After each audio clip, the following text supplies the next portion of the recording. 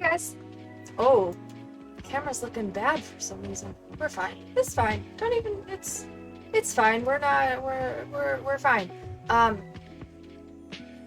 What's wrong? Ah, that's what's wrong. No, maybe not. Hi, Death Lizard and Drewski. Drewski. Welcome in. Welcome in. How are you guys? I am currently typing out the choices for what we're gonna read tonight, because we're probably just gonna do a chill reading stream. I know a lot of people have finals, so hello, happy 11 months, Big Fudge. Happy 11 months. I'm working on choices right now in the Discord. There we go. For what we want to read. So if you're not part of the Discord, go join. Hi, Bricky, long time no see. Oh no, I only put Percy Jackson. Hold on, pause.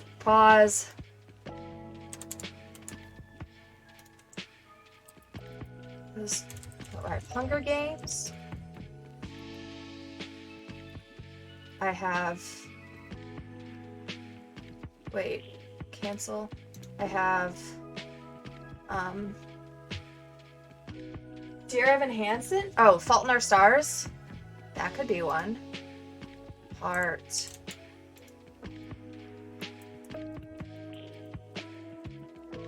Alright. I'm doing okay. Sorry. Okay, there we go. Finished with that. Everybody go onto the Discord and vote really quick. So we can decide what to read tonight. Unless you guys just want to forego reading entirely and we can like play Roblox or something. Crack a cold one.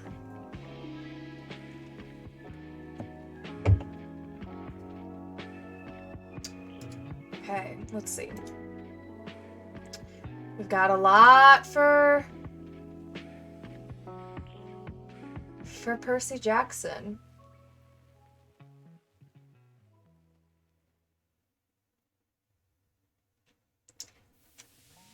Well, for you guys in chat, do you want Percy Jackson, Hunger Games, or The Fault in Our Stars?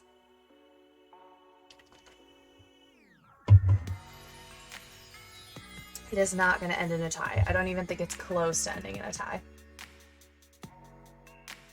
Hey, Death Wizard, welcome to the Discord. I look disgusting today. I'm so sorry. Alright, so I think it's going to be Percy Jackson. Whatever you think is best. I think you guys are going to have fun with Percy Jackson. And it looks like that's going to get the most votes. So we're going to go ahead and do that. I'm going to maybe not have my AirPods. Yep, those are AirPods. Headset in. Oh, Death Wizard voted for Hunger Games. Ooh, okay, so we have one for all right, so 4 for Percy Jackson, 2 for Hunger Games, and 2 for The Fault in Our Stars. So it looks like it's gonna be Percy Jackson. It did slap hard, and I know a lot of people have not read it, so we can read it. Let's do it. Also, I'm wearing this really ugly robe thing. It's so ugly. Oh, I also have the Divergent series. Is this going to become a reading channel? Like Sunday night reading channel? That would be fun. I would love that. Hi, Amber. Welcome in. Welcome, mod number 2 or 1. All right. We've got Percy Jackson. Yeah, that's okay. That's kind of what the point of this stream is. It's going to be a lot of just chilling. So have fun. Detergent. I love it. Also, why do I look gross? I need to wear my glasses. Do you guys mind if I get my glasses? Are you gonna be mad?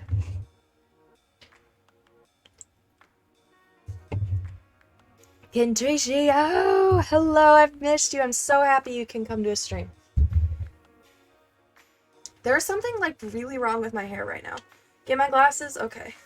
I will be right back. So fast. You won't even know I'm gone.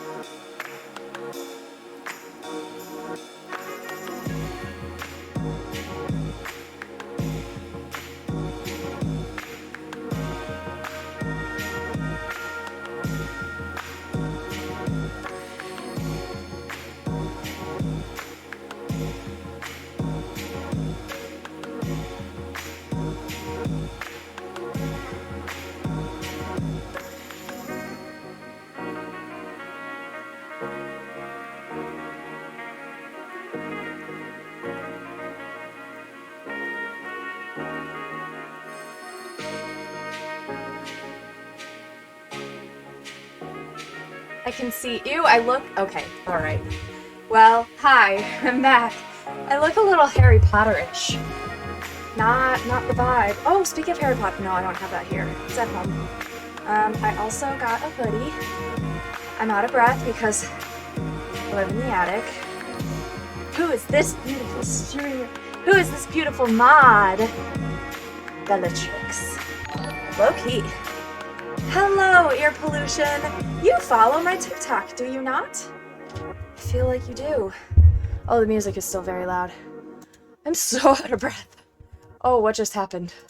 Am I still live? Are we rolling? We're good. All right. Percy Jackson it is. Guys, I cannot tell you how excited I am. I love this series. Let me fix my hair. You do indeed. I'm glad. I love when your guys' Usernames, match your usernames on TikTok. Always a vibe. What am I gonna do here? You have that book? Cool! Yeah, speaking of, I'm gonna make a little announcement. If anybody wants to read along, we're starting Percy Jackson, Lightning Thief, Chapter 1, Book 1. Alright, kind of a vibe. I do not play Valorant. I don't really do shooters. Don't love them. I'm bad at them. So, sorry. I wish I did, but nope. Not on stream though. Sometimes I'll play by myself. Not on stream. Maybe someday I'll do a shooting stream. Even though I hate it. Alright, are you guys ready? We're gonna do some chillaxing. If at any point you guys really, really want me to do... Oh, did I just drag something across the stream? I did. If you guys want me to stop reading at any point, let me know. I'm gonna put chat up here and make you guys really big so I won't miss anything. Okay, hello? My hair always looks so good, thank you. I don't think it does, but I appreciate it. I feel like a mess right now, so I feel like let's just start reading. Let me update. Percy Jackie Boy by Rick. Uncle Rick. Alright, you guys ready? Are you? I'm so excited. Percy Jackson, The Lightning Thief. Chapter 1, page 1. Let's go. Broski. The Lightning Thief by Rick Riordan. I'm gonna try to do a nice voice. Tell me if you guys can't hear me or if the music doesn't fit or anything. Tell me anything. Chapter 1. I accidentally vaporized my pre-algebra teacher. Hardcover, changed the cover. Yeah, I saw that. Not a vibe. I know there's a collector's edition coming out though. I don't know if it's already out. Okay, I'm gonna try not to read too much. You guys, or read chat too much. I think I'll probably, yeah, I'll read chat in between chapters, and these chapters are like 15 pages long. So, talk away. I'll catch up. Talk amongst yourself. Hi, on my way. I'll also stop if I get any subs or anything. So, other than that, let's read. Look, I didn't want to be a half-blood. If you're reading this because you think you might be one, my advice is, close this book right now. Believe whatever lie your mom or dad told you about your birth and try to lead a normal life. Being a half-blood is dangerous. It's scary. Most of the time, it gets you killed in painful, nasty ways. If you're a normal kid, reading this because you think it's fiction, great. Read on. I envy you for being able to believe that none of this ever happened. But if you recognize yourself in these pages, if you feel something stirring inside, stop reading immediately. You might be one of us. And once you know that, it's only a matter of time before they sense it too. And they'll come for you. Don't say I didn't warn you. My name is Percy Jackson. I'm 12 years old. Until a few months ago, I was a boarding student at Yancey Academy, a private school for troubled kids in upstate New York. Am I a troubled kid? Yeah, you could say that. I could start at any point in my short, miserable life to prove it, but things really started going bad last May when our 6th grade class took a field trip to Manhattan. 28 mental case kids and 2 teachers on a yellow school bus heading to the Metropolitan Museum of Art to look at ancient Greek and Roman stuff. I know, sounds like torture. Most Yancey field trips were, but Mr. Brunner, our Latin teacher, was leading this trip, so I had hopes. Mr. Brunner was this middle-aged guy in a motorized wheelchair. He had thinning hair and a scruffy beard, and a frayed tweed jacket which always smelled like coffee.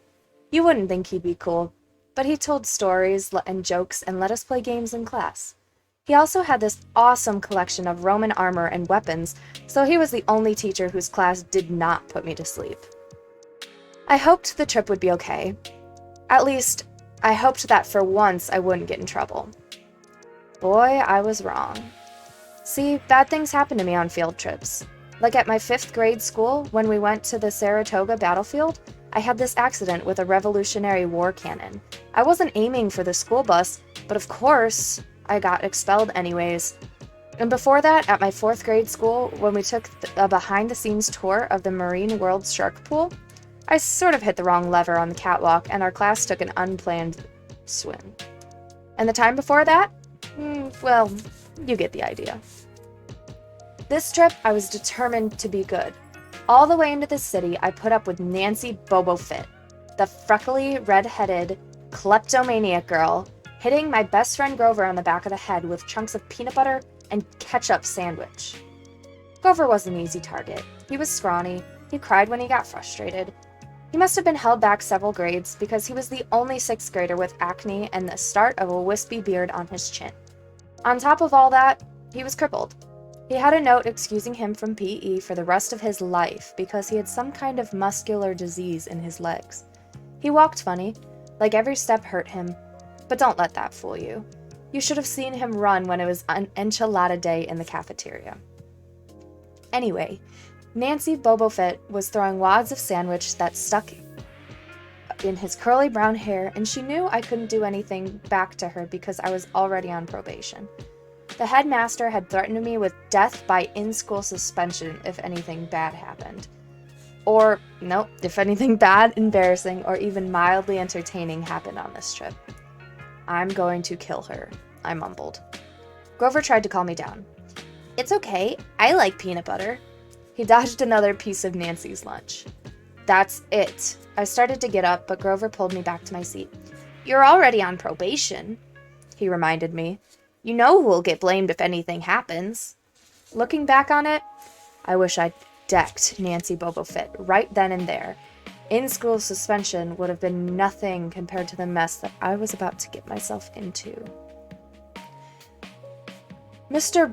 Brunner, I think it's Brunner, Mr. Brunner led the museum tour. He rode up front in his wheelchair, guiding us through the big, echoey galleries, past marble statues and glass cases full of really old black and orange pottery. It blew my mind that this stuff had survived for 3,000 years. He gathered us around a 13-foot-tall stone column with a big sphinx on top and started telling us how it was a grave marker, a stele? For a girl about our age. He told us about the carvings on the side. I was trying to listen to what he had to say because it was kind of interesting, but everybody around me was talking, and every time I told them to shut up, the other teacher chaperone, Mrs. Dodds, would give me the evil eye. Mrs. Dodds was this little math teacher from Georgia who always wore a black leather jacket, even though she was 50 years old. She looked mean enough to ride a Harley right into your locker. She had come to Yancey halfway through the year when our last math teacher had a nervous breakdown. From her first day, Mrs. Dodds loved Nancy Bobofit. I figured I was the devil's spawn. She would point her crooked finger at me and say, "Now, honey." It real sweet, and I knew I was going to get after-school detention for a month. One time, after she'd made me erase answers out of old math workbooks until midnight, I told Grover I didn't think Mrs. Dodds was human. He looked at me, real serious, and said, "You're absolutely right." Mr. Brunner kept talking about Greek funeral art. Finally, Nancy Bobofit snickered something about the naked guy on the stele, and I turned around and said, "Will you shut up?" Came out louder than I meant it to. The whole group laughed. Mr. Brunner stopped his story. "Mr. Jackson," he said, "did you have a comment?" My face went totally red. I said, "No, sir." Mr. Brunner pointed to one of the pictures on the stele. "Perhaps you'll tell us what this picture represents." I looked at the carving and felt a flush of relief because I actually recognized it. That's Kronos eating his kids, right? "Yes," Mr. Brunner said, obviously not satisfied. "And he did this because?" Well, I racked my brain to remember. Kronos was the king god, and... God? Mr. Brunner asked. Titan, I corrected myself. And he didn't trust his kids, who were the gods. So, Kronos ate them, right? But his wife hid baby Zeus and gave Kronos a rock to eat instead. And later when Zeus grew up, he tricked his dad, Kronos, into barfing up his brothers and sisters. Ew! Said one of the girls behind me. And so there was this big fight between gods and titans, I continued, and the gods won. Some snickers from the group. Behind me, Nancy Bobofit mumbled to a friend. Like, we're gonna use this in real life. Like, it's gonna stay on our job applications.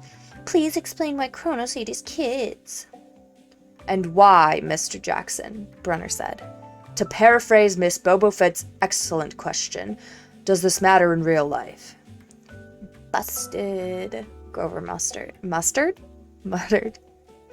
Shut up, Nancy hissed, her face even brighter red than her hair. At least Nancy got packed too. Mr. Brunner was the only one who ever caught her saying anything wrong. He had radar ears. I thought about his question and shrugged. I don't know, sir. I see. Mr. Brunner looked disappointed. Well, half credit, Mr. Jackson. Zeus did indeed feed Kronos a mixture of mustard and wine, which made him disgorge his other 5 children, who, of course, being immortal gods, had been living and growing up completely undigested in the Titan's stomach. The gods defeated their father, sliced him to pieces with his own scythe, and scattered his remains in Tartarus, the darkest part of the underworld. On that happy note, it's time for lunch. Mrs. Dodds, would you lead us back outside? The class drifted off, the girls holding their stomachs, guys pushing each other around and acting like doofuses. Grover and I were about to follow when Mr. Brunner said, Mr. Jackson? I knew that was coming. I told Grover to keep going. Then I turned towards Mr. Brunner. Sir? Mr. Brunner had this look that wouldn't let you go. Intense brown eyes that could have been 1,000 years old and had seen everything. You must learn the answer to my question, Mr. Brunner told me. About the Titans? About real life, and how your studies apply to it. Oh. What you learn from me, he said, is vitally important. I expect you to treat it as such. I will only accept the best from you, Percy Jackson. I wanted to get angry. This guy pushed me so hard. I mean, sure, it was kind of cool on tournament days when he dressed up in a suit of Roman armor and shouted, What ho! And challenged us, sword point against chalk, to run to the board and name every Greek and Roman person who had ever lived, and their mother and what god they worshipped. But Mr. Brunner expected me to be as good as everybody else, despite the fact that I have dyslexia and attention deficit disorder, and I had never made above a C- in my life. No, he didn't expect me to be as good. He expected me to be better. And I just couldn't learn all those names and facts, much less spell them correctly. I mumbled something about trying harder while Mr. Brunner took one long look at the steel like he'd been at this girl's funeral. He told me to go out and eat my lunch. Alright, we're about halfway through the first chapter. This is taking longer than I wanted to. Hi, for those of you who are coming in, I'm taking a break, like, midway, I guess, through the chapter, and then at the end of the chapter, and I'm gonna not respond to chat in between those, just in case I want to make a VOD out of this or something, and so the story doesn't get confused.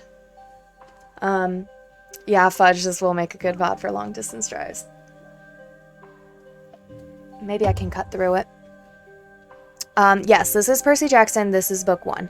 We are 8 pages in, if you have it and want to read along. Hi, Hanstality. Thank you, ear pollution. Yes, I'm so excited for this series.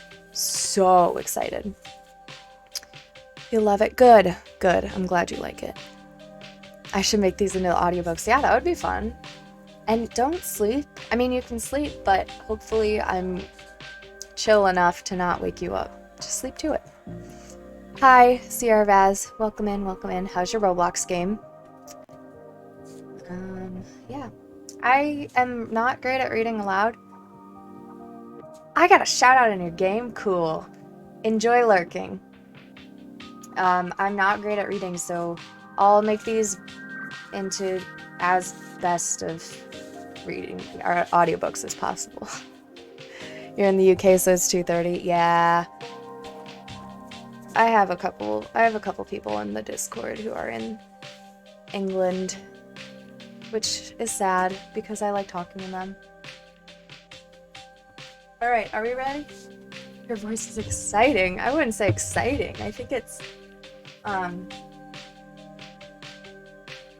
it can be soothing, but from Ireland.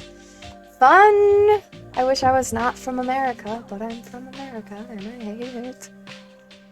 Alright, ready to get back? Let's get back to it. Like I said, talk away. I promise I'll catch up. Also, feel free to talk amongst yourself. Alright. The class gathered on the front steps of the museum, where we could watch the foot traffic along Fifth Avenue. Overhead, a huge storm was brewing, with clouds blacker than I'd ever seen over the city. I figured maybe it was global warming or something, because the weather all across New York State had been weird since Christmas. We'd had massive snowstorms, flooding, wildfires from lightning strikes. I wouldn't have been surprised if this was a hurricane blowing in. Nobody else seemed to notice. Some of the guys were pelting pigeons with Lunchables crackers. Nancy Bobofit was trying to pickpocket something from a lady's purse, and, of course, Mrs. Dodds wasn't seeing a thing. Grover and I sat on the edge of the fountain, away from the others. We thought that maybe if we did that, everybody wouldn't know we were from that school. The school for loser freaks who couldn't make it elsewhere. Detention? Grover asked. Nah, I said, not from Brunner. I just wish he'd lay off me sometimes. I mean, I'm not a genius. Grover didn't say anything for a while. Then, when I thought he was going to give me some deep philosophical comment to make me feel better, he said, "Can I have your apple?" I didn't have much of an appetite, so I let him take it. I watched the stream of cabs going down Fifth Avenue, and I thought about my mom's apartment, only a little ways uptown from where we sat. I hadn't seen her since Christmas. I wanted so bad to jump in a taxi and head home. She'd hug me and be glad to see me, but she'd be disappointed too. She'd send me right back to Yancey, remind me that I had to try harder, even though this was my 6th school in 6 years, and I was probably... See, I can't speak correctly. She'd send me right back to Yancey, remind me that I had to try harder, even if this was my 6th school in 6 years, and I was probably going to be kicked out again. I wouldn't be able to stand that sad look she'd give me. Mr. Brunner parked his wheelchair at the base of the handicapped ramp. He ate celery while he read a paperback novel. A red umbrella stuck up from the back of his chair, making it look like a motorized cafe table. I was about to unwrap my sandwich when Nancy Bobofit appeared in front of me with her ugly friends. I guess she'd gotten tired of stealing from the tourists and dumped her half-eaten lunch in Grover's lap. Oops. She grinned at me with her crooked teeth. Her freckles were orange, as if somebody had spray-painted her face with liquid Cheetos. I tried to stay cool. The school counselor had told me a million times, count to 10, get control of your temper. But I was so mad my mind went blank. A wave roared in my ears. I don't remember touching her, but the next thing I knew, Nancy was sitting on her butt in the fountain, screaming, "Percy pushed me!" Mrs. Dodds materialized next to us. Some of the kids were whispering, "Did you see the water? It, grabbed her." I didn't know what they were talking about. All I knew is that I was in trouble again. As soon as Mrs. Dodds was sure poor little Nancy was okay, promising to get her a new t-shirt at the museum gift shop, etc., etc., Mrs. Dodds turned on me. There was a triumphant fire in her eyes, as if I'd done something she'd been waiting for all semester. "No, honey." "I know," I grumbled. "A month erasing workbooks." That wasn't the right thing to say. "Come with me," Mrs. Dodds said. "Wait!" Grover yelped. "It was me. I pushed her." I stared at him, stunned. I couldn't believe he was trying to cover for me. Mrs. Dodds scared Grover to death. She glared at him so hard his whiskery chin trembled. I don't think so, Mr. Underwood, she said. But you will stay here. Grover looked at me desperately. It's okay, ma'am, I told him. Thanks for trying. Honey, Mrs. Dodds barked at me. Now. Nancy Bobofit smirked. I gave her my deluxe I'll kill you later stare. Then I turned to face Mrs. Dodds, but she wasn't there. She was standing at the museum entrance, way at the top of the steps, gesturing impatiently at me to come on. How'd she get there so fast? I have moments like that a lot when my brain falls asleep or something, and the next thing I know I've missed something, as if a puzzle piece falls out of the universe and left me staring at the blank place behind it. The school counselor told me this was a part of ADHD, my brain misinterpreting things. I wasn't so sure. I went after Mrs. Dodds. Halfway up the steps, I glanced back at Grover. He was looking pale, cutting his eyes between me and Mr. Brunner, like he wanted Mr. Brunner to notice what was going on, but Mr. Brunner was absorbed in his novel. I looked back up. Mrs. Dodds had disappeared again. She was now inside the building, at the end of the entrance hall. Okay, I thought.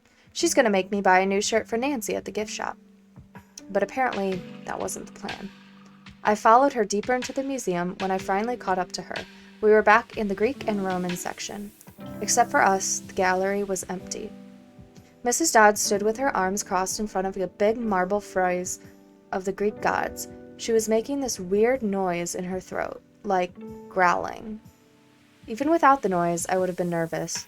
It's weird being alone with a teacher, especially Mrs. Dodds. Something about the way she looked at the frieze? As if she wanted to pulverize it. You've been giving us problems, honey, she said. I did the safe thing. I said, yes, ma'am. She tugged on the cuffs of her leather jacket. Did you really think you were going to get away with it? The look in her eyes was beyond mad. It was evil.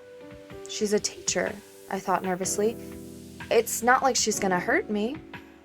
I said, I'll try harder, ma'am. Thunder shook the building. We are not fools, Percy Jackson, Mrs. Dodds said. It was only a matter of time before we found you out. Confess and you will suffer less pain. I didn't know what she was talking about. All I could think of was that the teachers must have found the illegal stash of candy I'd been selling out of my dorm room. Or maybe they'd realized I got my essay on Tom Sawyer from the internet without ever reading the book, and now they were going to take away my grade. Or worse, they were going to make me read the book. Well, she demanded. Ma'am, I don't know. Your time is up, she hissed. Then the weirdest thing happened. Her eyes began to glow like barbecue coals. Her fingers stretched, turning into talons. Her jacket melted into large, leathery wings. She wasn't human. She was a shriveled hag with bat wings and claws and a mouth full of yellow fangs, and she was about to slice me to ribbons. Then, things got even stranger. Mr. Brunner, who had been out in front of the museum a minute before, wheeled his chair into the doorway of the gallery, holding a pen in his hand. "What ho, Percy!" he shouted and tossed the pen through the air. Mrs. Dodds lunged at me. With a yelp, I dodged and felt talons slash the air next to my ear. I snatched the ballpoint pen out of the air, but when it hit my hand, it wasn't a pen anymore. It was a sword. Mr. Brunner's sword, which he always used on tournament day. Mrs. Dodds spun towards me with a murderous look in her eyes. My knees were jelly. My hands were shaking so bad I almost dropped the sword. She snarled, "Die, honey!" and she flew straight towards me. Absolute terror ran through my body. I did the only thing that came naturally. I swung the sword. The metal blade hit her shoulder and passed clean through her body as if she was made of water. Hiss! Mrs. Dodds was a sandcastle and a power fan. She exploded into yellow powder, vaporized on the spot, leaving nothing but the smell of sulfur and a dying screech and a chill of evil in the air, as if those two glowing red eyes were still watching me. I was alone. There was a ballpoint pen in my hand. Mr. Brunner wasn't there. Nobody was there but me. My hands were still trembling. My lunch must have been contaminated with magic mushrooms or something. Had I imagined the whole thing? I went back outside. It had started to rain. Grover was sitting by the fountain, a museum map tented over his head. Nancy Bobofit was still standing there, soaked from her swim in the fountain, grumbling to her ugly friends. When she saw me, she said, I hope Mrs. Kerr whipped your butt. I said, who? Our teacher. Duh. I blinked. We had no teacher named Mrs. Kerr. I asked Nancy what she was talking about. She just rolled her eyes and turned away. I asked Grover where Mrs. Dodds was. He said, who? But he paused first, and he wouldn't look at me, so I thought he was messing with me. Not funny, man, I told him. This is serious. Thunder boomed overhead. I saw Mr. Brunner sitting under his red umbrella, reading his book as if he never moved. I went over to him. He looked up, a little distracted. Ah, that would be my pen. Please bring your own writing utensil in the future, Mr. Jackson. I handed Mr. Brunner his pen. I hadn't even realized I was still holding it. Sir? I said. Where's Mrs. Dodds? He stared at me blankly. Who? The other chaperone, Mrs. Dodds, the pre-algebra teacher?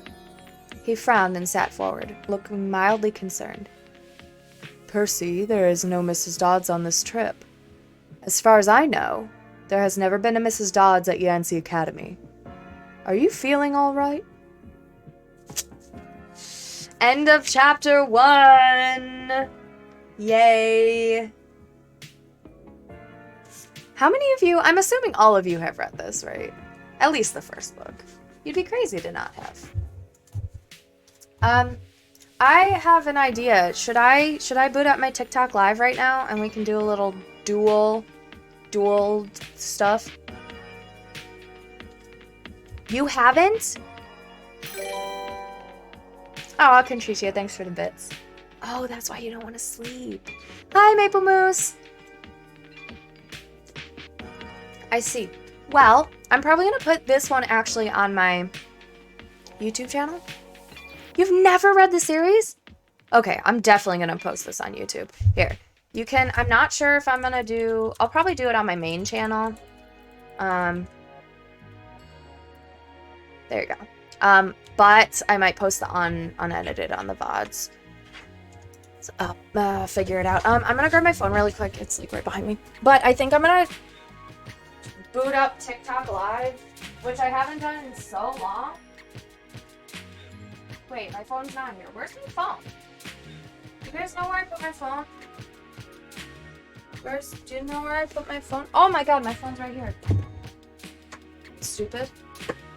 Thank you, Drew, for following the YouTube. I assume that was you. Also, Contricia, why?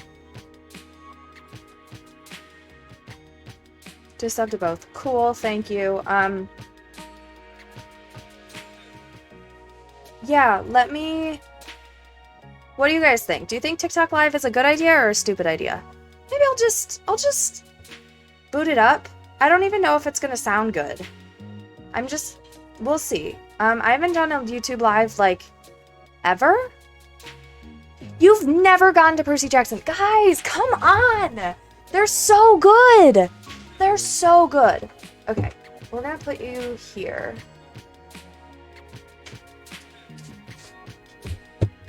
Alright, hopefully...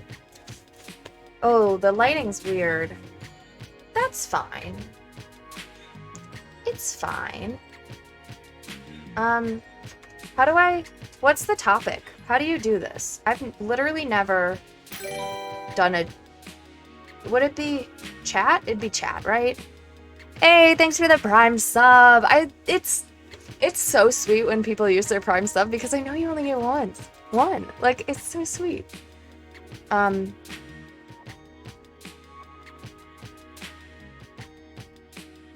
Lightning Thief.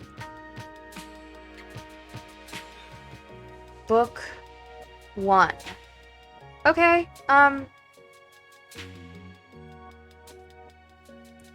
okay, I just press go, right? I've never done a TikTok Live. Right? Okay, Okay, we're gonna do a TikTok live. This is fine. The lighting looks so bad. Why does the lighting look so bad? This is fine. This is fine. I'm so sorry, guys, that I'm a mess. Here we go. We're just gonna start it. Let me know if you go on there and you can't see anything. Okay. I have a feeling I'm gonna not pay attention to TikTok.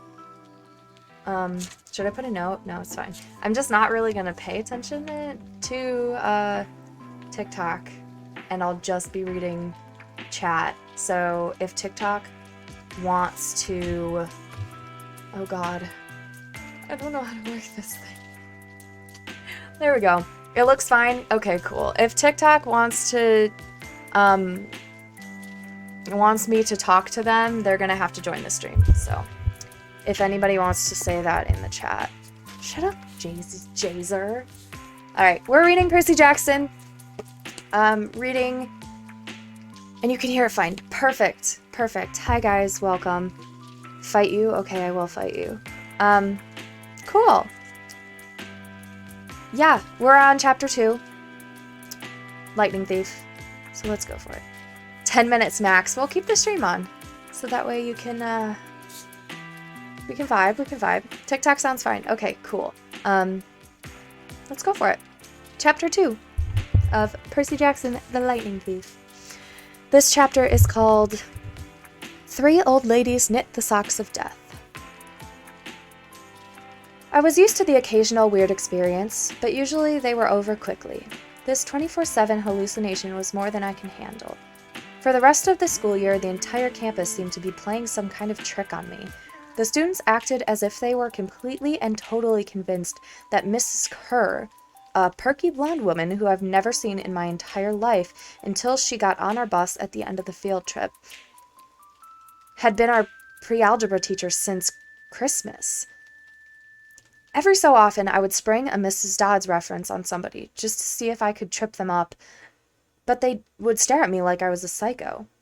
It got so I almost believed them. Mrs. Dodds had never existed. Almost. But Grover couldn't fool me. When I mentioned the name Dodds to him, he would hesitate, then claim she didn't exist. But I knew he was lying. Something was going on. Something had happened at the museum. TikTok's distracting me. Alright. I didn't have much time to think about it during the days, but at night, visions of Mrs. Dodds with talons and leathery wings would wake me up in a cold sweat. The freak weather continued, which didn't help my mood. One night, a thunderstorm blew out the windows in my dorm room. A few days later, the biggest tornado ever... Hello? Why are people... I didn't know you could invite somebody to TikTok. I'm sorry. Here we go. There we go. Yes, we're doing a story time. Everybody who's coming in on TikTok, I am also live on Twitch, and I'll be mostly responding to people on there, so if you want to talk, go on there, and I will respond in between chapters. So we're reading Percy Jackson, Lightning Thief, chapter 2. I'm already distracted. It's fine. It doesn't matter. Let's go for it.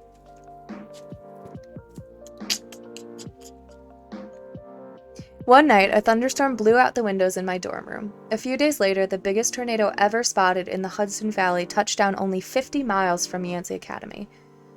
One of the current events we studied in social studies class was the unusual number of small planes that had gone down in sudden squalls in the Atlantic that year.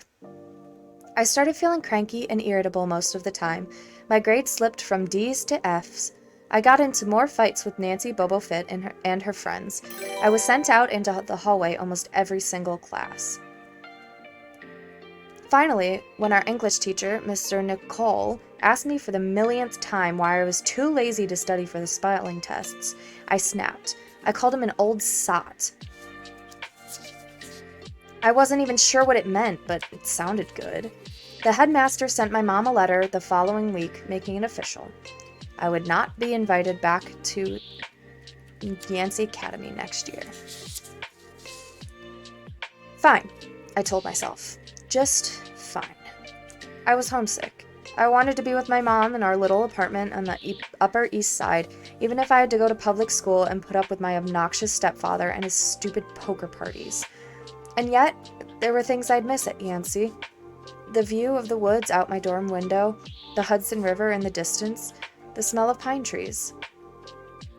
I'd miss Grover, who had been a good friend, even if he was a little strange. I worried how he'd survive next year without me. I'd miss Latin class, too. Mr. Brunner's crazy tournament days, and his faith that I could do well. As exam week got closer, Latin was the only test I studied for. I hadn't forgotten what Mr. Brunner had told me about this subject being life or death for me. I wasn't sure why, but I'd start to believe him. The evening before my final, I got so frustrated I threw the Cambridge Guide to Greek Mythology across my dorm room. Words had started swimming off the page, circling my head, the letters doing 180s as if they were riding skateboards. There was no way I was going to remember the difference between Chiron and Charon, or the polydictes and polydeuces. And conjugating those Latin verbs, forget it. I paced the room, feeling like ants were crawling around inside my shirt. I remembered Mr. Brunner's serious expression, his 1,000-year-old eyes. I will only accept the best from you, Percy Jackson. I took a deep breath. I picked up the mythology book. I'd never asked a teacher for help before. Maybe if I talked to Mr. Brunner, he could give me some pointers. At least I could apologize for the big fat F I was about to score on his exam. I didn't want to leave Yancey Academy with him thinking I hadn't even tried. I walked downstairs to the faculty offices. Most of them were dark and empty, but Mr. Brunner's door was ajar, light from his window stretching across the hallway floor. I was 3 steps from the door handle when I heard voices inside the office. Mr. Brunner asked a question. A voice that was definitely Grover's said, "Worried about Percy, sir." I froze. I'm not normally an eavesdropper, but I dare you to try not listening if you hear your best friend talking to you to an adult. I inched closer. "Alone this summer," Grover was saying. "I mean..." Oh god, wait. Oh, sorry, wait, I need to plug my phone in. Sorry, guys. Sorry, I know it's not the end of the chapter. I'm the worst. Stopped a lot here. Hello? No! I'm gonna have to move TikTok over here, I think. Which is gonna be weird. Hopefully you guys can still hear me on TikTok. Can somebody on Twitch let me know? Hello? What is going on? I'm so sorry. I'm literally the worst. How is this gonna work? Is this gonna be fine? Probably not. Hold on. So sorry, guys. I'm so sorry. How do I do this? Like this? Oh no. Oh no. Oh boy. Hope you guys are enjoying the stream. Can Twitch still see me? Guys, I'm not an influencer. I don't know how to do this. Hello? You know when you're like trying, do you think if I flip it, it'll flip? Do you think it'll flip if I flip it? Guys, I'm so sorry. You can still hear me.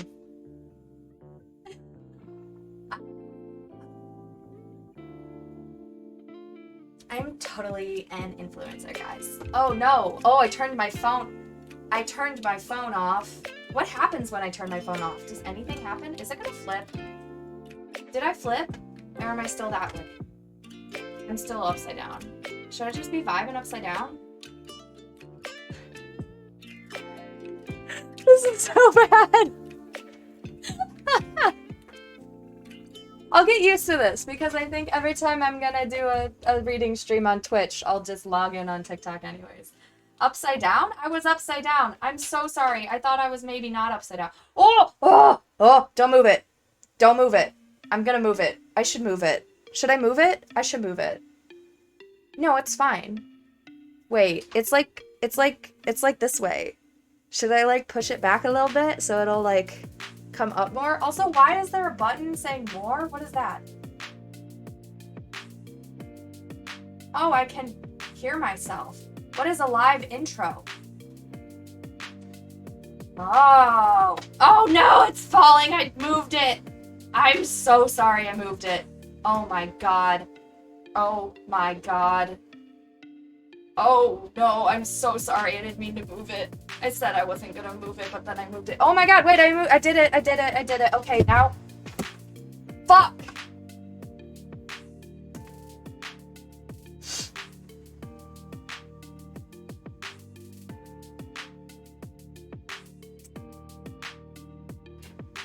Can I have a, I liked it myself?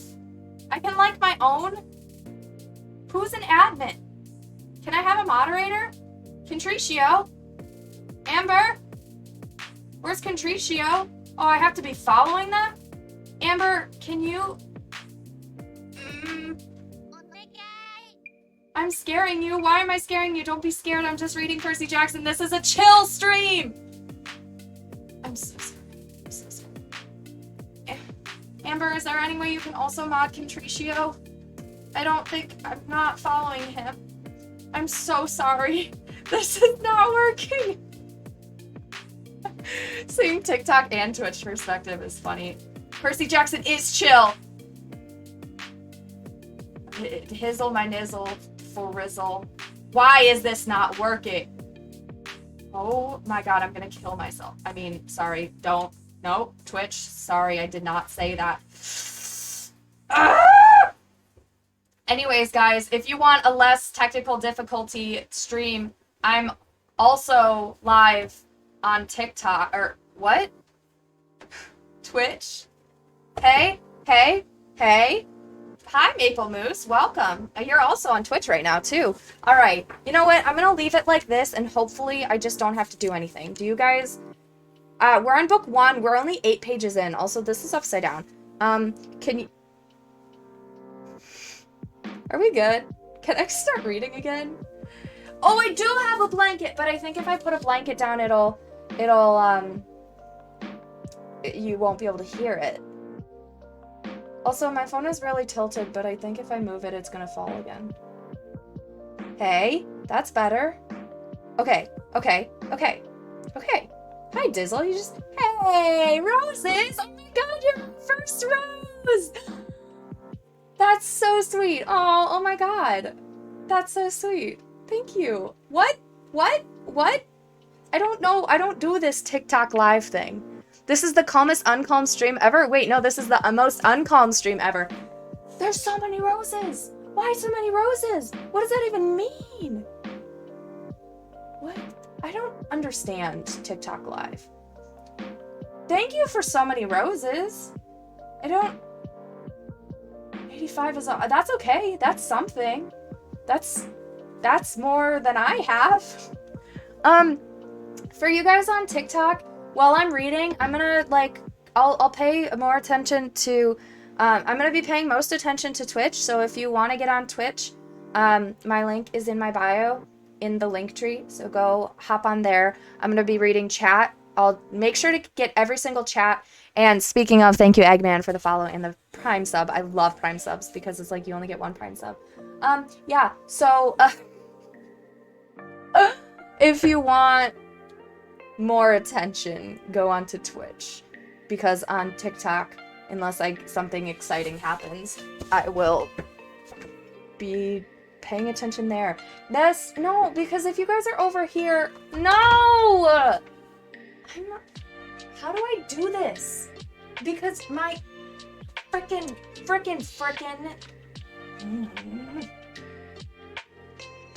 there. Right? I'm just worrying about my ugly sides. This is fine. I do care about you guys. Guys, everybody knows I started on TikTok and then I made a Twitch. Anyways, let's get back to reading, why don't we? We're on Percy Jackson, Lightning Thief, page 18. So if you want to read along, actually we might be on page 19. Yeah, we're on page 19.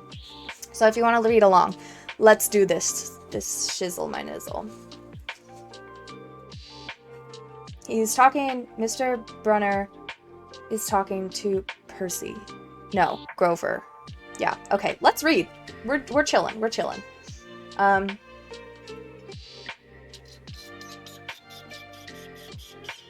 Okay. I'm not usually an eavesdropper, but I dare you to try not listening if you hear your best friend talking to you about an adult. I inched closer. Alone this summer, Grover was saying. I mean, a kindly one in the school. Now that we know for sure, and they know too. But we would only make matters worse by rushing him, Mr. Brunner said. We need the boy to mature more. But he may not have the time. The summer solstice deadline will have to be resolved without him, Grover. Let him enjoy his ignorance while he still can. Sir, he saw her. His imagination, Mr. Brunner insisted. The mist over the students and staff will be enough to convince him of that. Sir, I cannot fail my duties again. Grover's voice was choked with emotion. You know what that would mean. You have not failed, Grover, Mr. Brunner said kindly. I should have seen her for what she was. Now let's just worry about keeping Percy alive until next fall. The mythology book dropped out of my hands and hit the floor with a thud. Oh no, my book is falling apart! Did you hear that crack of my book just disintegrating? Thank you for the finger heart. Oh no. Yeah, the audio is so much better on Twitch because I have a nice microphone here. Thank you so much, everybody, for all the love. My book is literally falling apart. I've read this so many times. Okay, anyways, I know I said I was only going to stop at chapters, and I still want to, but I don't even know what likes means. What do likes mean? No, my book literally is ripping in half. It literally just ripped in half.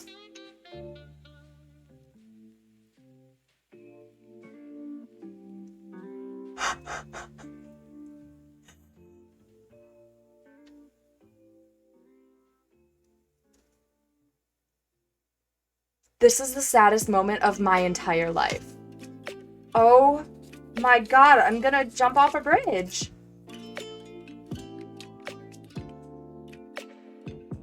I guess we're just reading like this now. Try to tape it back later. Oh, I'm so sad. Wow, this is now such a light book. Anyways, we're calm. This is calm content. Can somebody clip that on TikTok? Oh, thank you, Dizzle, for all the roses. You don't have to. You really don't. Let's read. Let's read.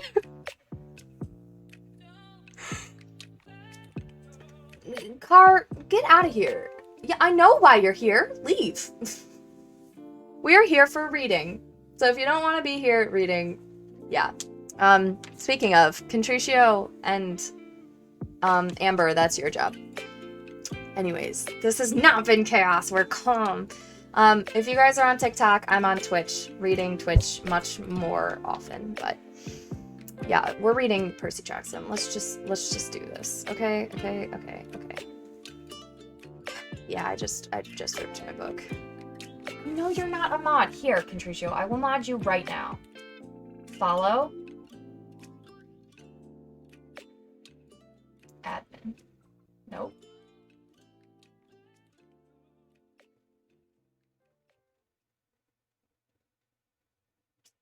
There you go.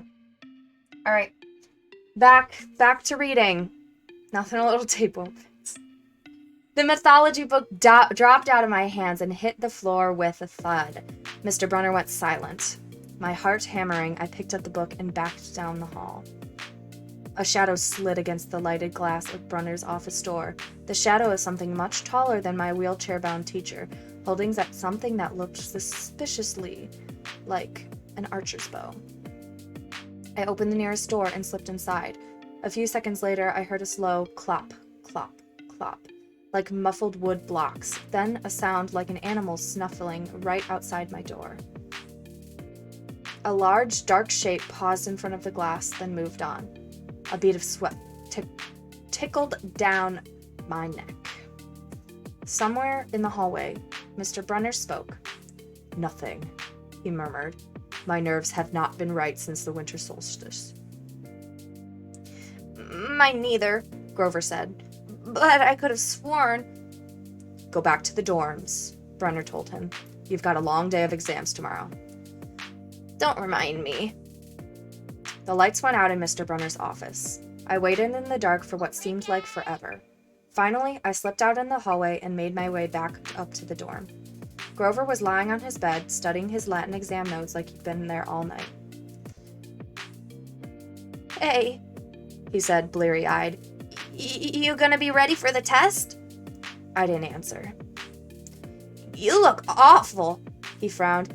"Is everything okay?" Trying to get the nice goat voice. Just tired. I turned so he couldn't read my expression and started getting ready for bed. I didn't understand what I'd heard downstairs. I wanted to believe I'd imagined the whole thing, but one thing was clear.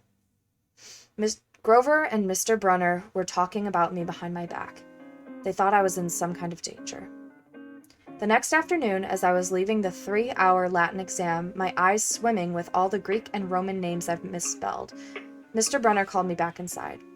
For a moment, I was worried he'd found out about my eavesdropping the night before, but that didn't seem to be the problem. "Percy," he said, "don't be discouraged about leaving Yancey. It's for the best." His tone was kind, but the words still embarrassed me. Even though he was speaking quietly, the other kids finishing the test could hear. Nancy Bobofit smirked at me and made sarcastic little kissing motions with her lips. I mumbled. "Okay, sir."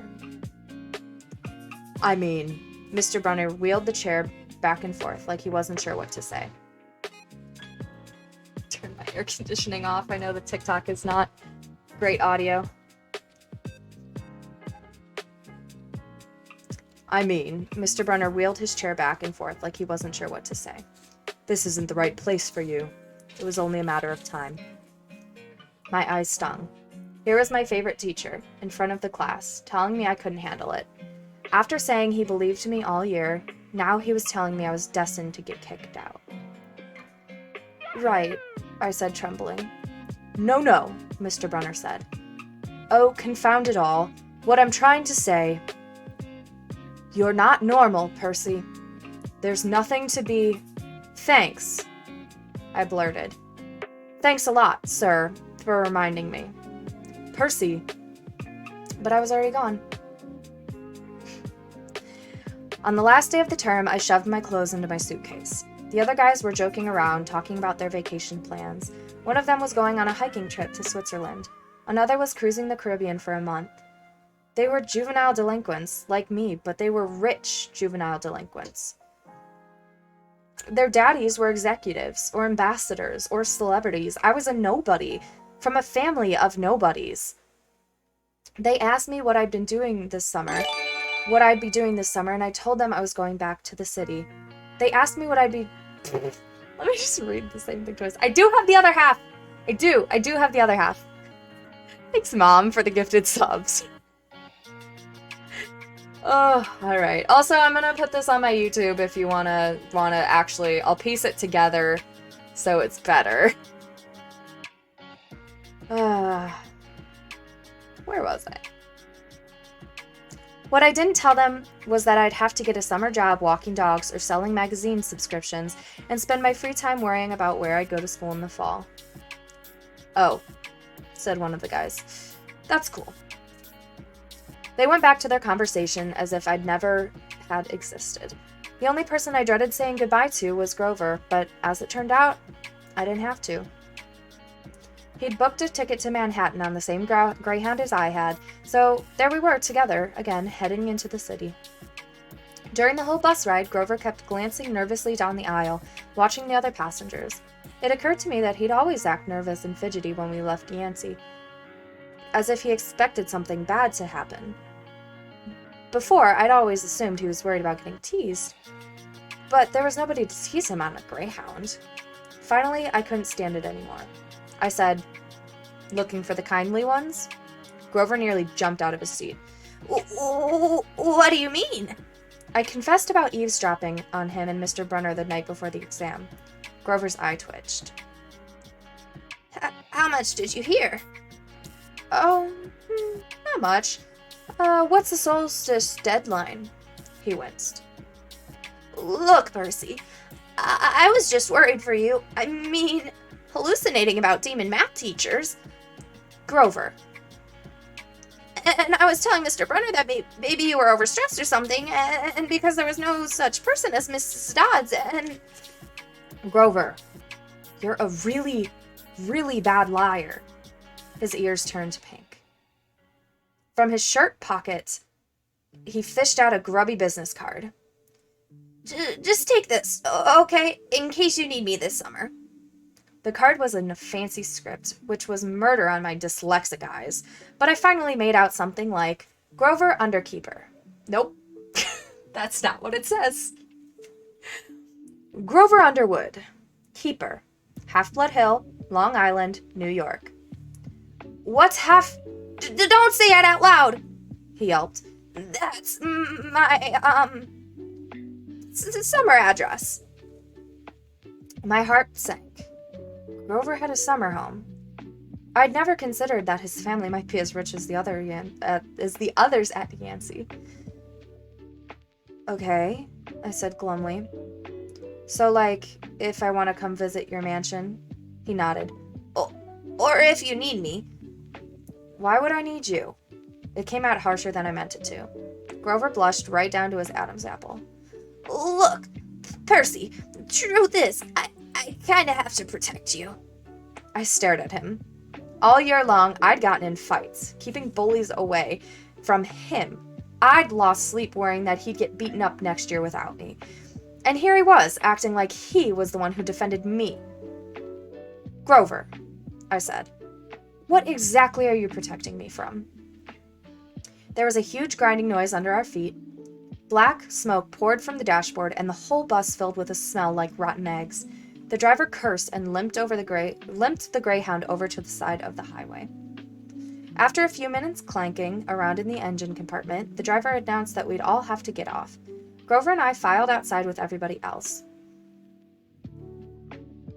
We were on the stretch of a country road, no place you'd notice if you didn't break down there. On our side of the highway was nothing but maple trees and litter from passing cars. On the other side, across 4 lanes of asphalt, simmering in afternoon heat, was an old-fashioned fruit stand. The stuff on sale looked really good. Heaping boxes of blood-red cherries and apples, walnuts and apricots, jugs of cider in a clawfoot tub full of ice. There were no customers, just 3 old ladies sitting in rocking chairs in the shade of a maple tree, knitting the biggest pair of socks I had ever seen. I mean, these socks were the size of sweaters, but they were clearly socks.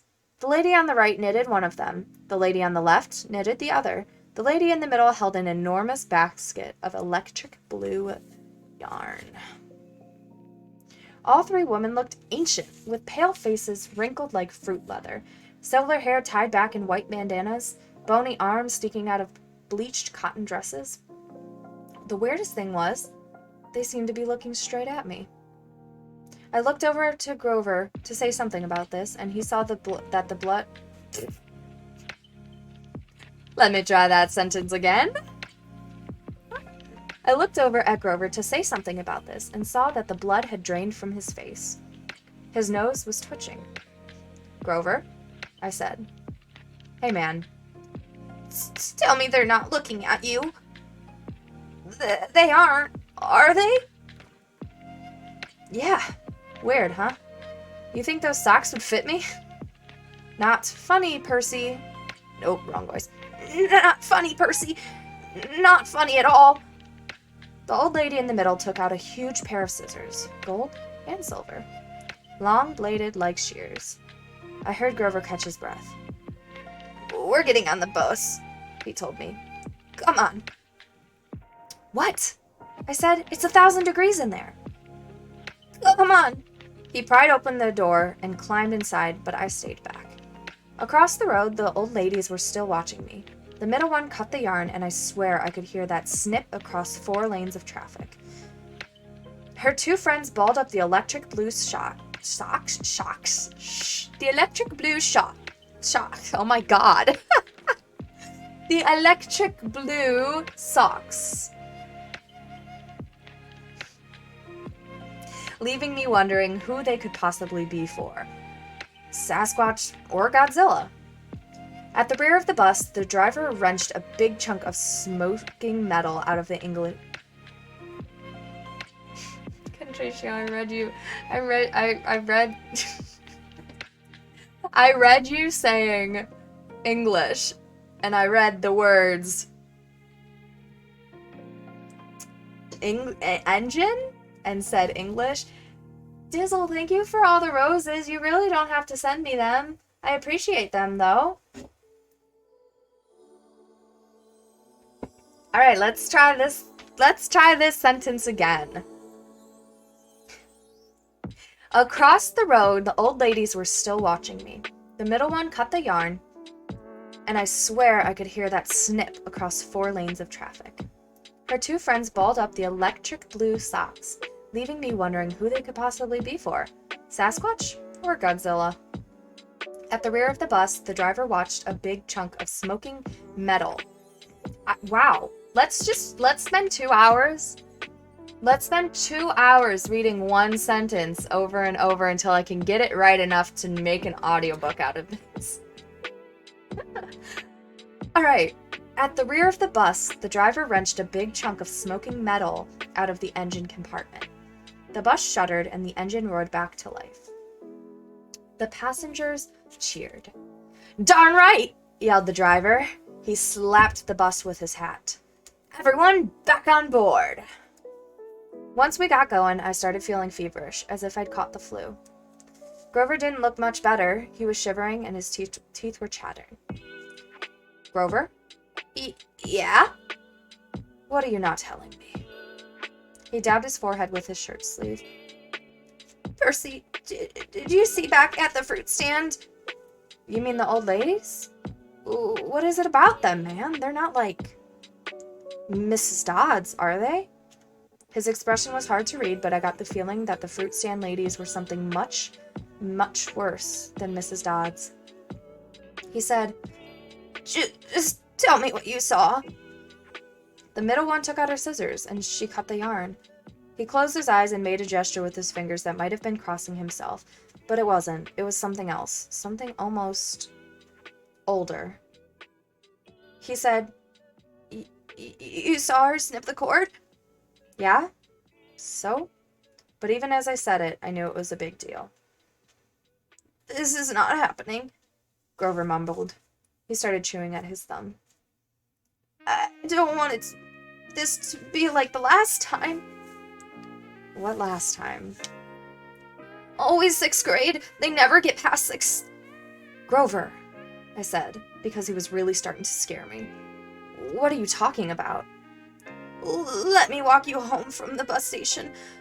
Promise me. This seemed like a strange request to me, but I promised he could. Is this like superstition or something? I said. No answer. Grover, that snipping of the yarn. Does that mean somebody's gonna die? He looked at me mournfully, like he was already picking out the kind of flowers I'd like best on my coffin. End of chapter 2. Let's get it, folks. Hi, guys on TikTok. Hello, Epic Awesome Kid. And Dakoto-yo, you are also cool, and I also love you. Welcome in, welcome in. Dizzle, you really don't have to keep sending me roses. I appreciate it. I did do it. Twitch people. It took forever. We are moving through. Guys, we're already on page 30, and we're halfway through stream. So that's like 60 pages. That's like a little bit less than half of the book. That's fun. We love to see it. Are we ready for chapter 3? Just keep pushing along. Why is Why is my ring light moving? Hello? Oh, I pushed the stand. As long as I don't get... Okay, listen, it was a little less. Just a little less. Oh my god. No! Alright, listen. I think we're done charging. So we're gonna move you over there. You love me more than that person? I don't know if I believe you. Maybe. Here we go. Done charging? I might have to charge again. We'll see. For those of you who are new or just hopped in. Nova, thank you for the 6 or 8 month Prime sub. Happy 8 month. I love you, friend. Thank you so much. For those of you who are on TikTok, I'm also live on Twitch. I'm responding to them more just because I am a Twitch streamer. The fates are the reason my ring light's moving. That's funny. That is funny. Oh, Nova is about to have a stream baby. I don't understand. What is this? Like, what is... I can do a Q&A? I can do a lightning Q&A? I can pick a topic? I don't understand this. I don't understand Twitch. Twitch? I can mirror? Oh god, no. Oh god, that was disgusting. I'm so confused. This is a stream. You're right.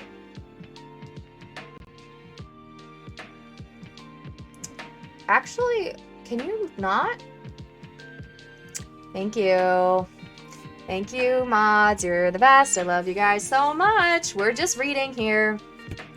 First of all, you guys have to realize that video that I reposted was saying that it's been a long time, and that is my biggest video. So, like, I'm not gonna show you guys anything. And there are plenty videos of me, like, dancing on TikTok. That is the most that you're gonna get. Unless I decide to make an OnlyFans, which I might, but thank you guys so much for being my mods, Contricio and Amber. And thank you, Gatorator. Welcome, welcome, welcome. Let's get back to reading. Why don't we? Like I said, Twitch link is in bio. If you want to get on there, I'm way more active on there in terms of streaming. So, go watch me play some games. This is now Chapter 3 of Percy Jackson, The Lightning Thief. And this chapter is called Grover Unexpectedly Loses His Pants. Confession time. I ditched Grover as soon as we got to the bus terminal.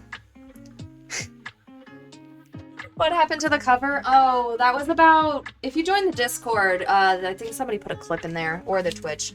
It's right here. It just ripped.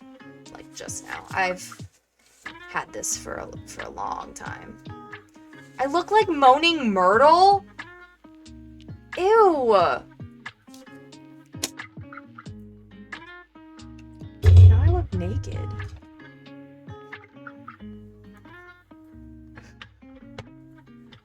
Okay, I don't care. Can we stop talking about my ass? Alright.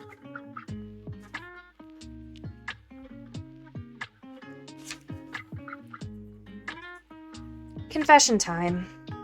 I ditched Grover as soon as we got to the bus terminal. I know. It was rude, but Grover was freaking me out, looking at me like I was a dead man, muttering, "Why does this always happen?" And "Why does it always have to be 6th grade?" Whenever he got upset, Grover's bladder acted up, so I wasn't surprised when, as soon as we got off the bus, he made me promise to wait for him, then made a beeline for the restroom. Instead of waiting, I got my suitcase, slipped outside, and caught the first taxi uptown. East 104th and 1st, I told the driver. A word about my mother. Before you meet me. Meet her? A word about my mother before you meet her. Her name is Sally Jackson, and she's the best person in the world, which just proves my theory that the best people have the rottenest luck. Her own parents died in a plane crash when she was 5, and she was raised by an uncle who didn't care much about her. She wanted to be a novelist, so she spent high school working to save enough money for a college with a good creative writing program. Uncle got cancer, and she had to quit school her senior year to take care of him. After he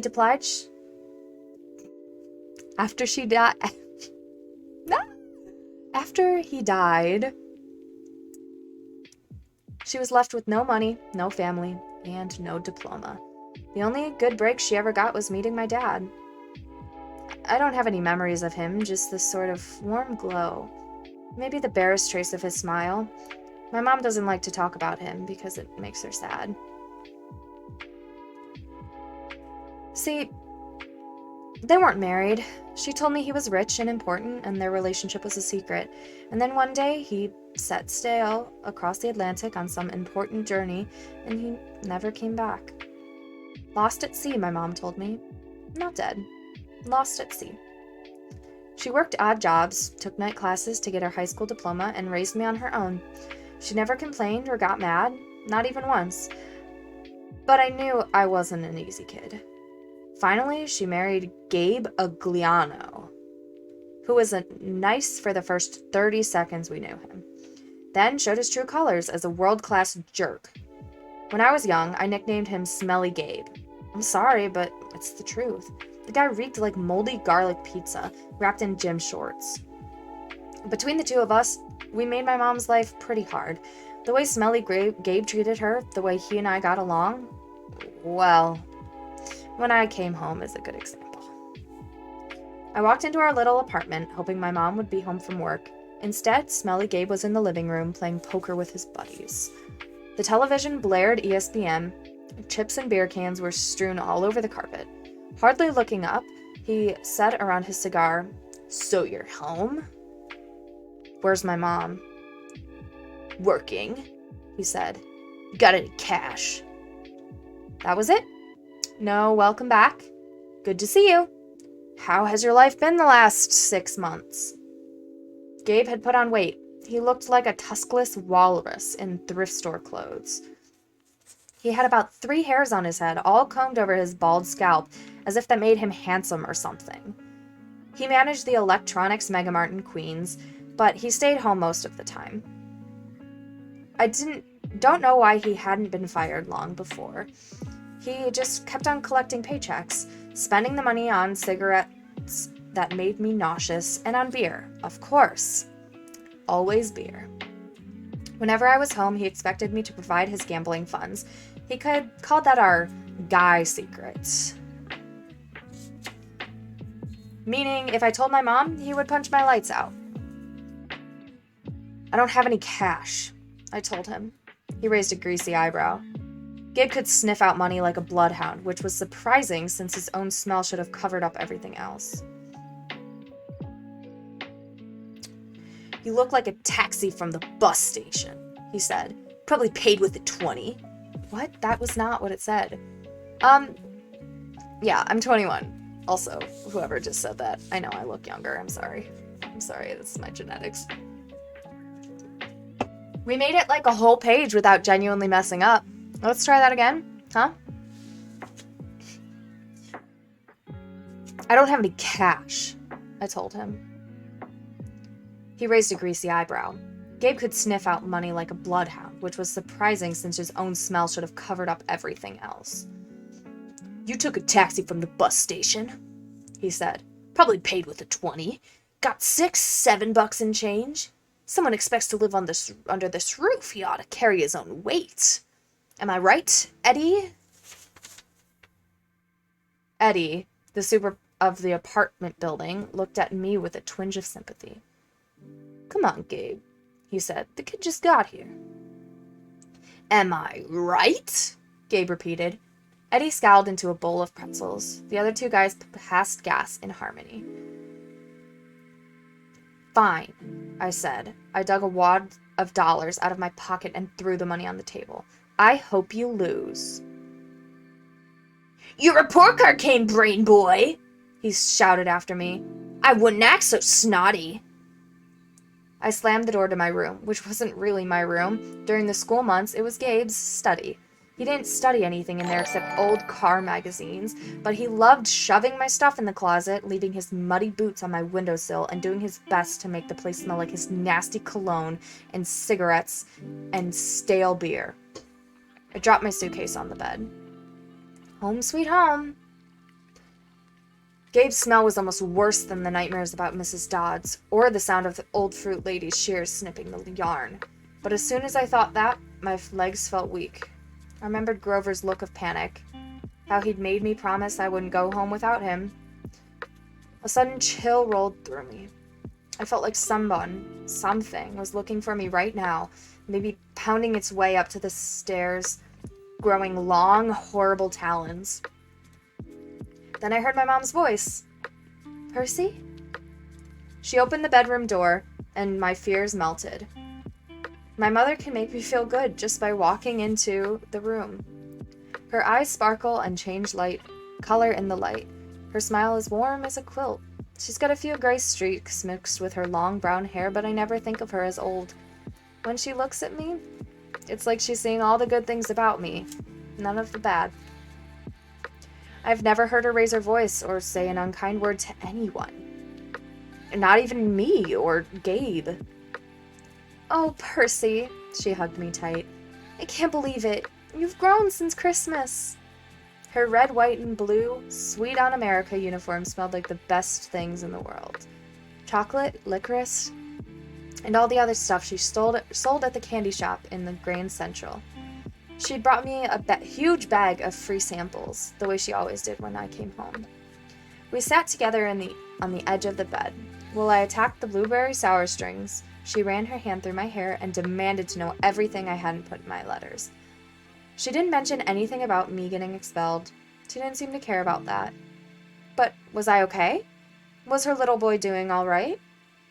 I told her she was smothering me and to lay off and all that, but secretly, I was really, really glad to see her.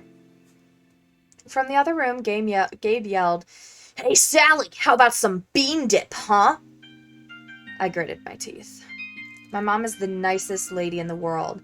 She should have been married to a millionaire, not some jerk like Gabe. For her sake, I tried to sound upbeat about my last days at Yancey Academy.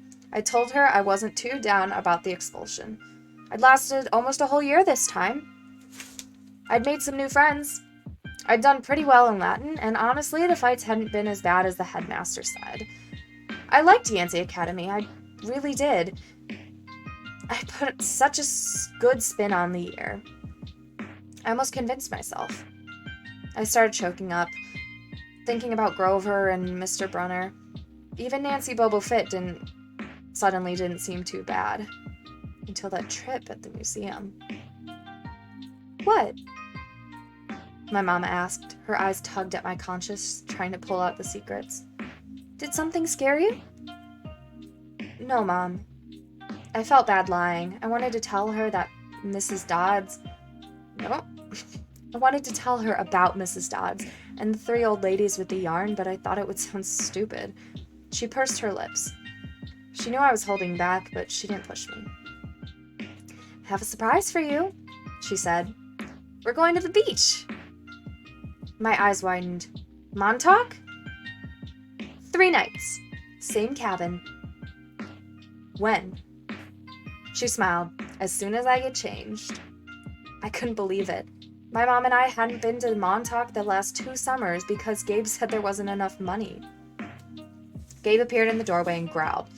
Bean dip, Sally! Didn't you hear me? I wanted to punch him, but I met my mom's eyes and I understood she was offering me a deal. Be nice to Gabe for a little while, until she was ready to leave for Montauk. Then we would get out of here. I was on my way, honey, she told Gabe. We were just talking about the trip. Gabe's eyes got small. The trip? You mean you were serious about that? I knew it, I muttered. He won't let us go. Of course he will, my mom said evenly. Your stepfather's just worried about money. That's all. Besides, she added, Gabriel won't have to settle for bean dip. I'll make him enough 7-layer dip for the whole weekend. Guacamole, sour cream, the works. Dave softened a bit. So this money from your trip comes out of your clothes budget, right? Yes, honey, my mother said. And you won't take the car anywhere but there and back? We'll be very careful. Gabe scratched his double chin. Maybe if you hurry up with that 7-layer dip, and maybe if the kid apologizes for interrupting my poker game. Maybe if I kick you in your soft spot, I thought, and make you sing soprano for a week. But my mom's eyes warned me not to make him mad. Why did she put up this guy? Oh my god, I can't speak. Maybe it's time. Maybe it's break time. How are you guys? How we be doing? Yeah, I am reading chat and book at the same time. You see me? Is it obvious? Because I'm definitely looking up at both places.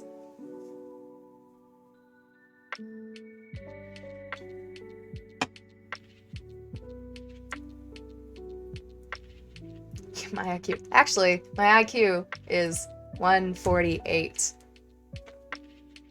According to testing that I had to do for stuff. 360. How's Twitch? How are you guys doing on Twitch? Thank you guys for all the roses. And thank you so much, Amber and Contricio, for all your hard work. I know that video that I posted is not doing me well here. It's fine. Sheesh. Yeah. How are you guys doing? Good night, Drewski. I know you're probably already asleep. Thanks, CRV Servaz, for still lurking, always. For those of you who just popped into the TikTok, I'm reading Percy Jackson, Lightning Thief, Book 1. It's going very well. We're at page 35. We're about to actually get to the exciting things about Percy Jackson. We're going to be gone for about another hour and a half, unless I don't feel like it, but we'll see. You finished studying so you could spend some time here. I love it. Okay, yeah, let's get back to reading, why don't we? If any of you guys on TikTok want to follow the Twitch, I'm much more active when it comes to live streaming on there. But I will try to do, it seems like you guys are enjoying this.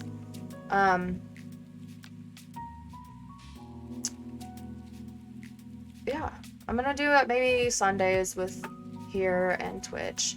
Also, please be nice. Please be nice to Amber. Amber is the best. She's so fun. I love her. My bestie and my mod. Yes, I have... Yes, there's 2 chats and a book. So my chair's so squeaky. Yes, I've read all of this series. I've read all of the Heroes of Olympus series, but I have not gotten to the Apollo series. I think that's pretty new, right? All right, let's continue. Oh, and thank you, Dante, for the follow. I don't think I ended up getting there. For the Twitch follow. Hi, whoever just joined.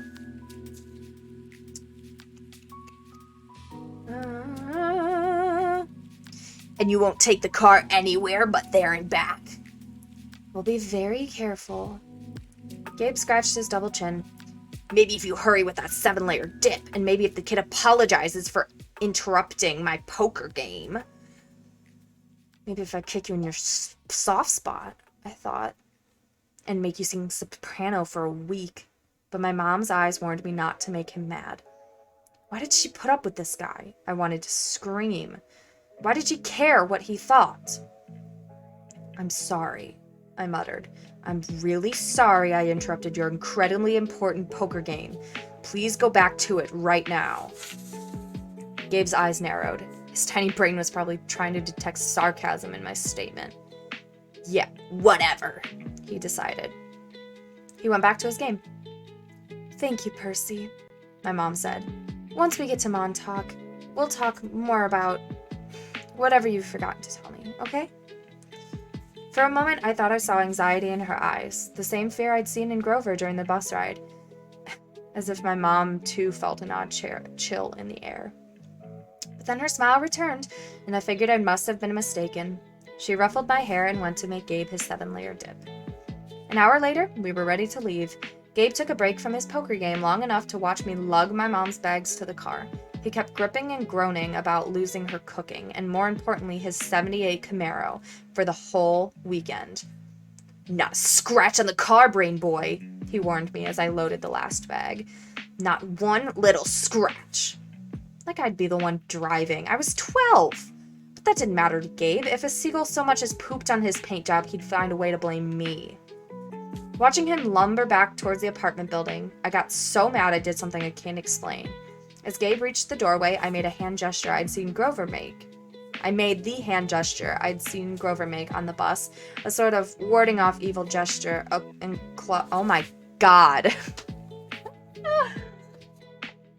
Isn't this such a great idea? I'm so happy. So good at reading.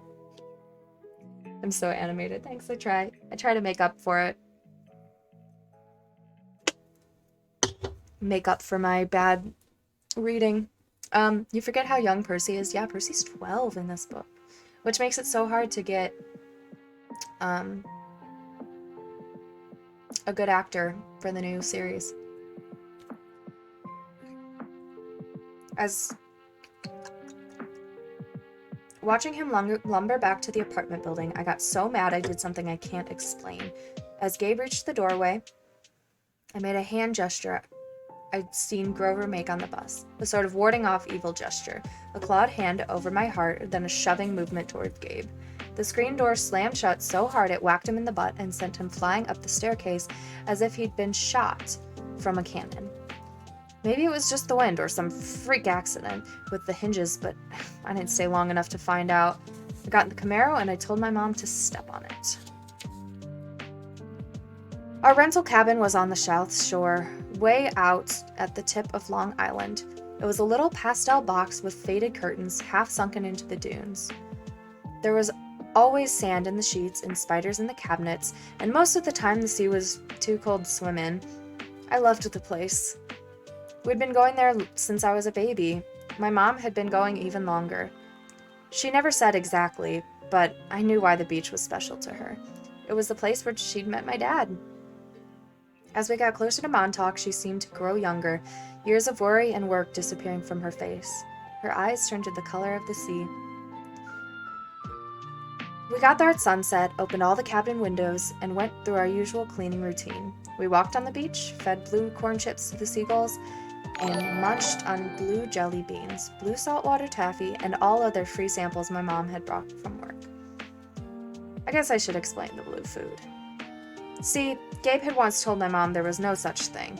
They had this fight, which seemed like a really small thing at the time, but ever since, my mom went out of her way to eat blue. She baked blue birthday cakes, she mixed blueberry smoothies, she bought blue corn tortilla chips, and brought home blue candy from the shop. This, along with keeping her maiden name, Jackson, rather than calling herself Mr. Oh my god.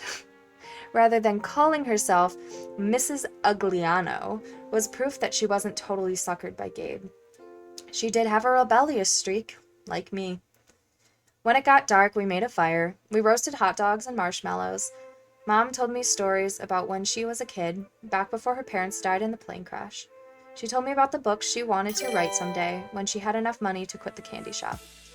Eventually, I got up the nerve to ask about what was always on my mind whenever we came to Montauk.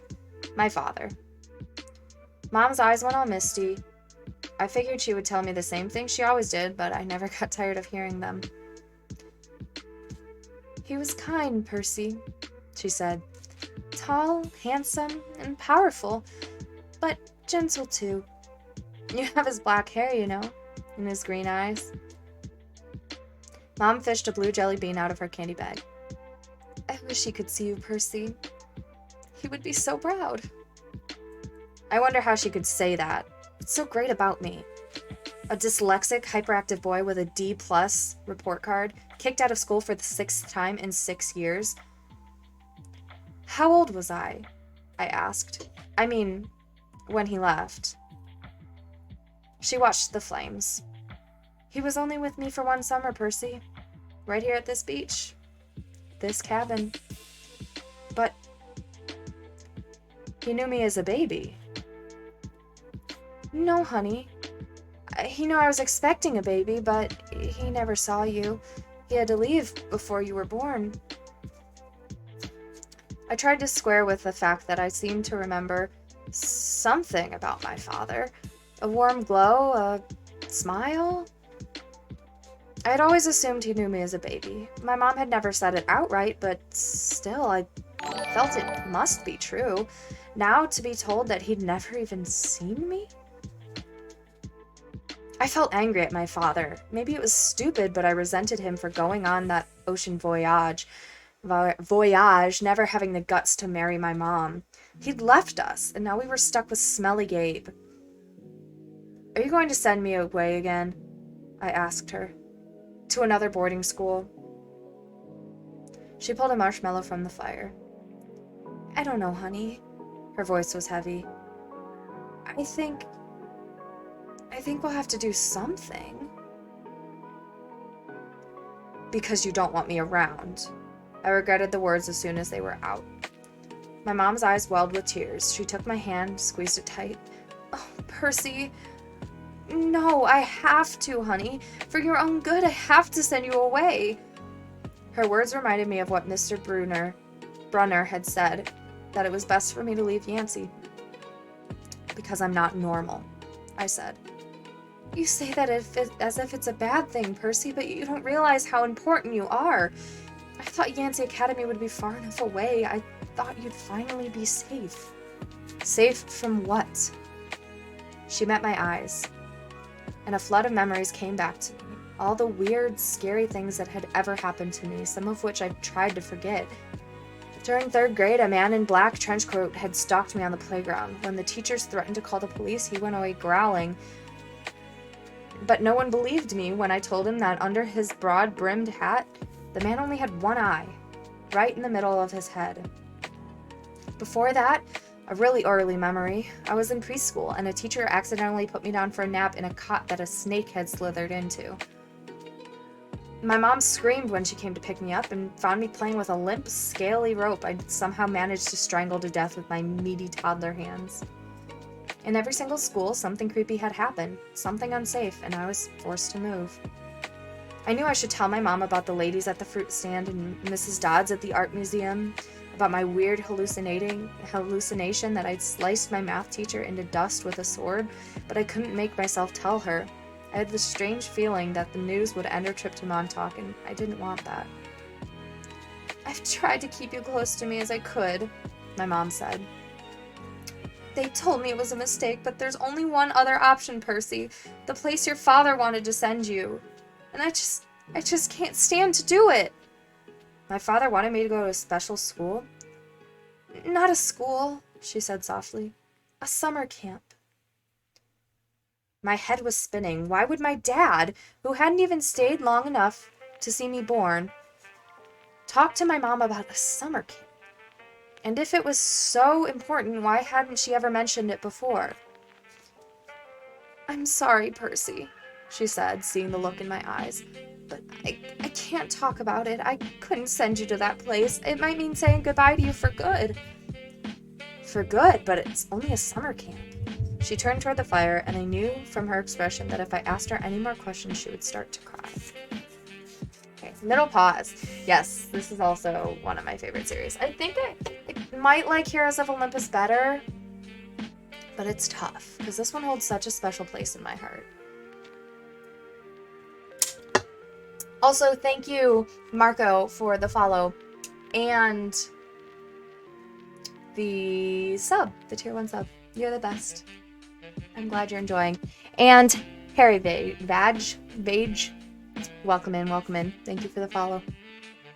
Ugh, I sound like an influencer. Thank you for the follow. Thanks for the roses. So glad you're in here. I lied to you. What do you mean I lied to you? You better not say something about my butt. I swear.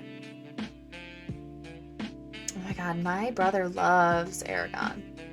I don't, though. I haven't read them because he liked them so much that I just didn't read them.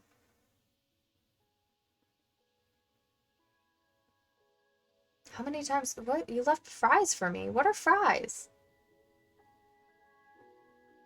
I don't even know what that means.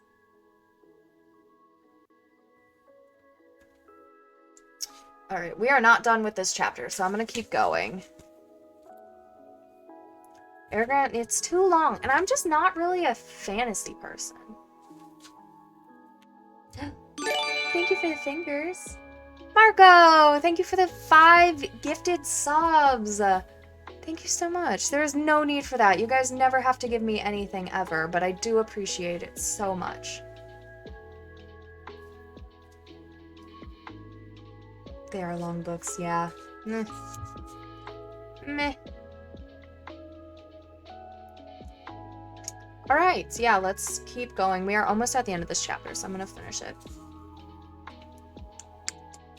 Hey, thank you, Nelm, for... I don't know how to work TikTok Live. Like, thank you for being the top 2 viewer. And for the follow, and for the rose. I think that's what I have to thank you for. Alright. At the beach with his mama. That night I had a vivid dream. It was storming on the beach, and 2 beautiful animals, a white horse and a golden eagle, were trying to kill each other at the edge of the surf. Am I calling it quit soon? No, I don't think so. I might have to on TikTok, but if you guys want to go follow me on Twitch, it's in my bio. I'm gonna go on Twitch for about another hour. Maybe a little bit less, but my phone's at like 25%, so might have to end that soon. We'll see. I'm just gonna keep going until I leave. It was storming on the beach, and 2 beautiful animals, a white horse and a golden eagle, were trying to kill each other at the edge of the surf. The eagle swooped down and slashed the horse's muzzle with its huge talons. The horse reared up and kicked at the eagle's wings. As they fought, the ground rumbled, and a monstrous voice chuckled somewhere beneath the earth, goading the animals to fight harder. I ran towards them, knowing I had to stop them from killing each other, but I was running in slow motion. I knew I would be too late. I saw the eagle dive down, its beak aimed at the horse's wild eyes, and I screamed, "No!" I woke with a start. Outside, it really was storming, the kind of storm that cracks trees and blows down houses. There was no horse or eagle on the beach, just lightning making false daylight and 20-foot waves pounding the dunes like artillery. With the next thunderclap, my mom woke. She sat up, eyes wide, and said, "Hurricane." I knew that was crazy. Long Island never sees hurricanes this early in the summer, but the ocean seemed to have forgotten. Over the roar of the wind, I heard a distant bellow, an angry, tortured sound that made my hair stand on end. Then a much clearer noise like mallets in the sand. A desperate voice, someone yelling, pounding on our cabin door. My mother sprang out of her bed in her nightgown and threw open the lock. Grover This is Percy Jackson. Grover stood framed in the doorway against a backdrop of pouring rain, but he wasn't exactly Grover. "Searching all night," he gasped. "What were you thinking?" My mother looked at me in terror, not scared of Grover, but of why he'd come. "Percy," she said, shouting to be heard over the rain. "What happened at school? What didn't you tell me?" I was frozen, looking at Grover. I couldn't understand what I was seeing. "O zau kai aloi theoi," he yelled. Sorry if anybody's actually speaks Greek. "It's right behind me." Nope. Oi, oi, kayo, loi, oi, he yelled. It's right behind me. Didn't you tell her? I was too shocked to register that he just cursed in ancient Greece, and I understood him perfectly. I was too shocked to wonder how Grover had gotten here by himself in the middle of the night, because Grover didn't have his pants on, and where his legs should be. My mom looked at me sternly and talked in a tone she'd never used before. Percy, tell me now. I stammered something about the old ladies at the fruit stand and Mrs. Dodds, and my mom stared at me, her face deathly pale in the flashes of lightning. She grabbed her purse, tossed me my rain jacket, and said, "Get to the car, both of you! Go!" Grover ran for the Camaro, but he wasn't running exactly. He was trotting, shaking his shaggy hindquarters, and suddenly his story about a muscular disorder in his legs made sense to me. I understood how he could run so fast and still limp while he walked. Because where his feet should be, there were no feet. There were cloven hooves. I love this book. Thank you. I like my glasses, but sometimes somebody said earlier that I look like Moaning Myrtle, and that made me sad. Somebody on Twitch said, Marco, I don't know how Titch? Nope. How TikTok Live works either, so that's why you tried to find my Twitch. If anybody wants to find my... Marco! Marco! Is that for a new Percy Jackson book? That's so sweet. Thank you, Marco. You really didn't have to do that. But I guess I should get a new Percy Jackson book, huh? That would be good. I need to get the books. Especially if we're gonna be reading this whole thing on my channel. Hansality, I would love to tuck you into bed, but I don't know where you live. What? Notice what gifts? What? Did I miss gifts? Did I miss gifts? I'm so sorry, guys. Just so you guys know, on TikTok, if you're new, I'm reading Percy Jackson. I've read it many times, but I'm gonna read it for you guys because I know a lot of people who have not read it. If you want to follow my oh god. Oh, I'm at 20%. Oh no, I'm at 25%. Oh, the lighting changed. Look at that. The gifted subs. I did get the gifted subs. I'm gonna plug in again. That means I'm gonna be tilted again. So sorry for that. But hopefully it'll be easy. No! Okay. Oh, my lighting changed again. I like the pink lighting though. Alright, that's good. That's good. You just didn't know what to put. Well, I appreciate it. You guys never ever have to give me any money. You've never read the Percy Jackson books. Well, now we're reading them.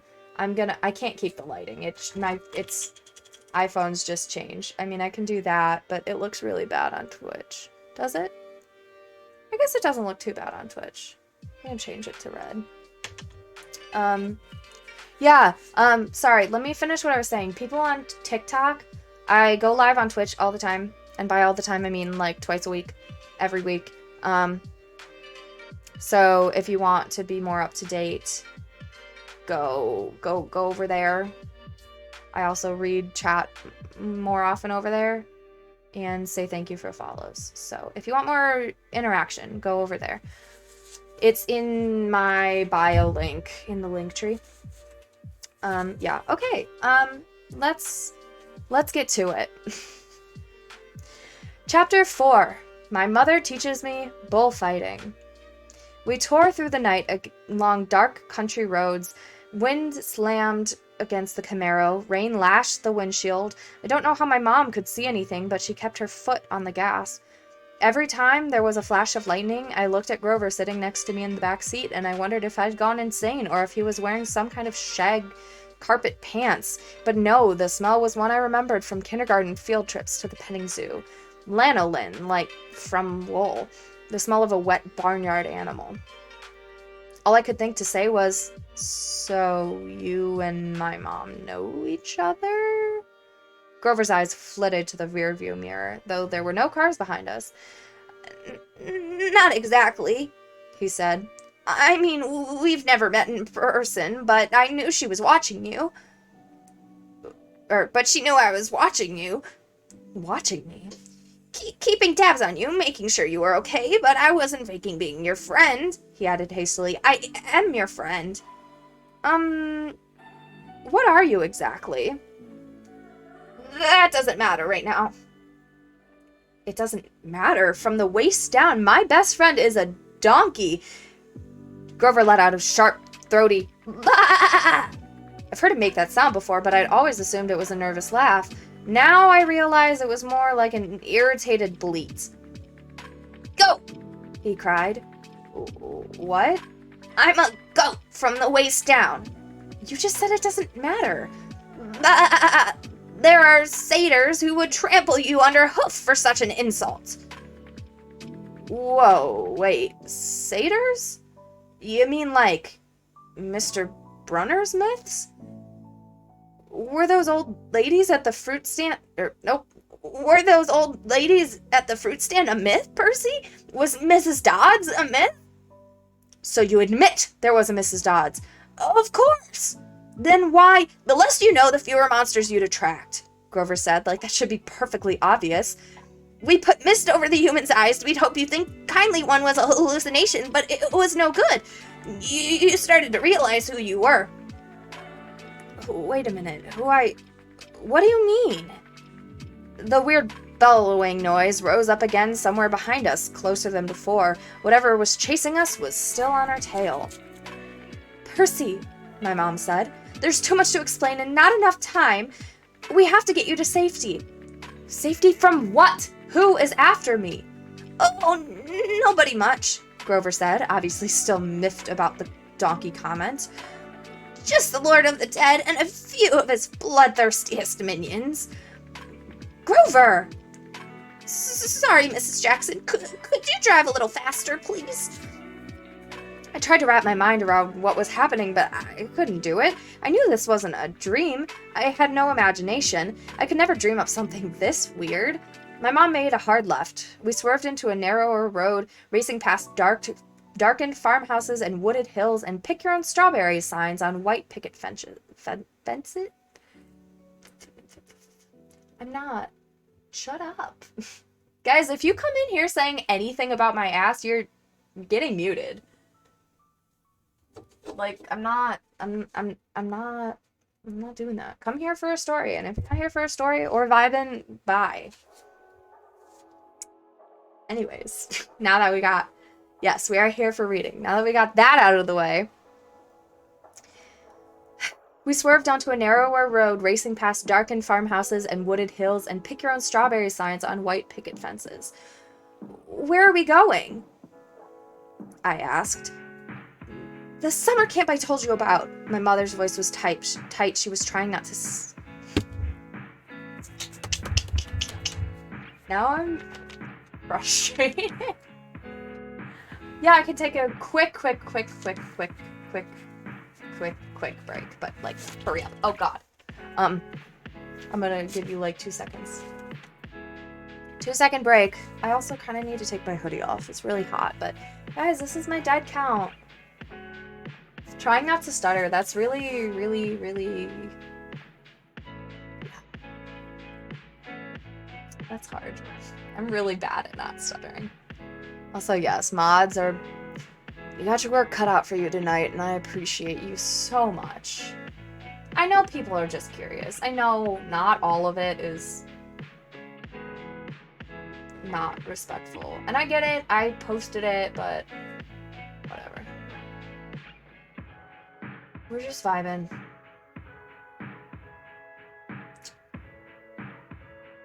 Okay, that was a good enough break. Where are we going? I asked. The summer camp I told you about. My mother's voice was tight. She was trying for my sake not to be scared. The place your father wanted to send you. The place you didn't want me to go. Please, dear, my mother begged. This is hard enough. Try to understand. You're in danger. Because some old ladies cut yarn. Those weren't old ladies. Grover said. Those were the fates. Do you know what that means? The fact that they appeared in front of you? They only do that when somebody's about to die.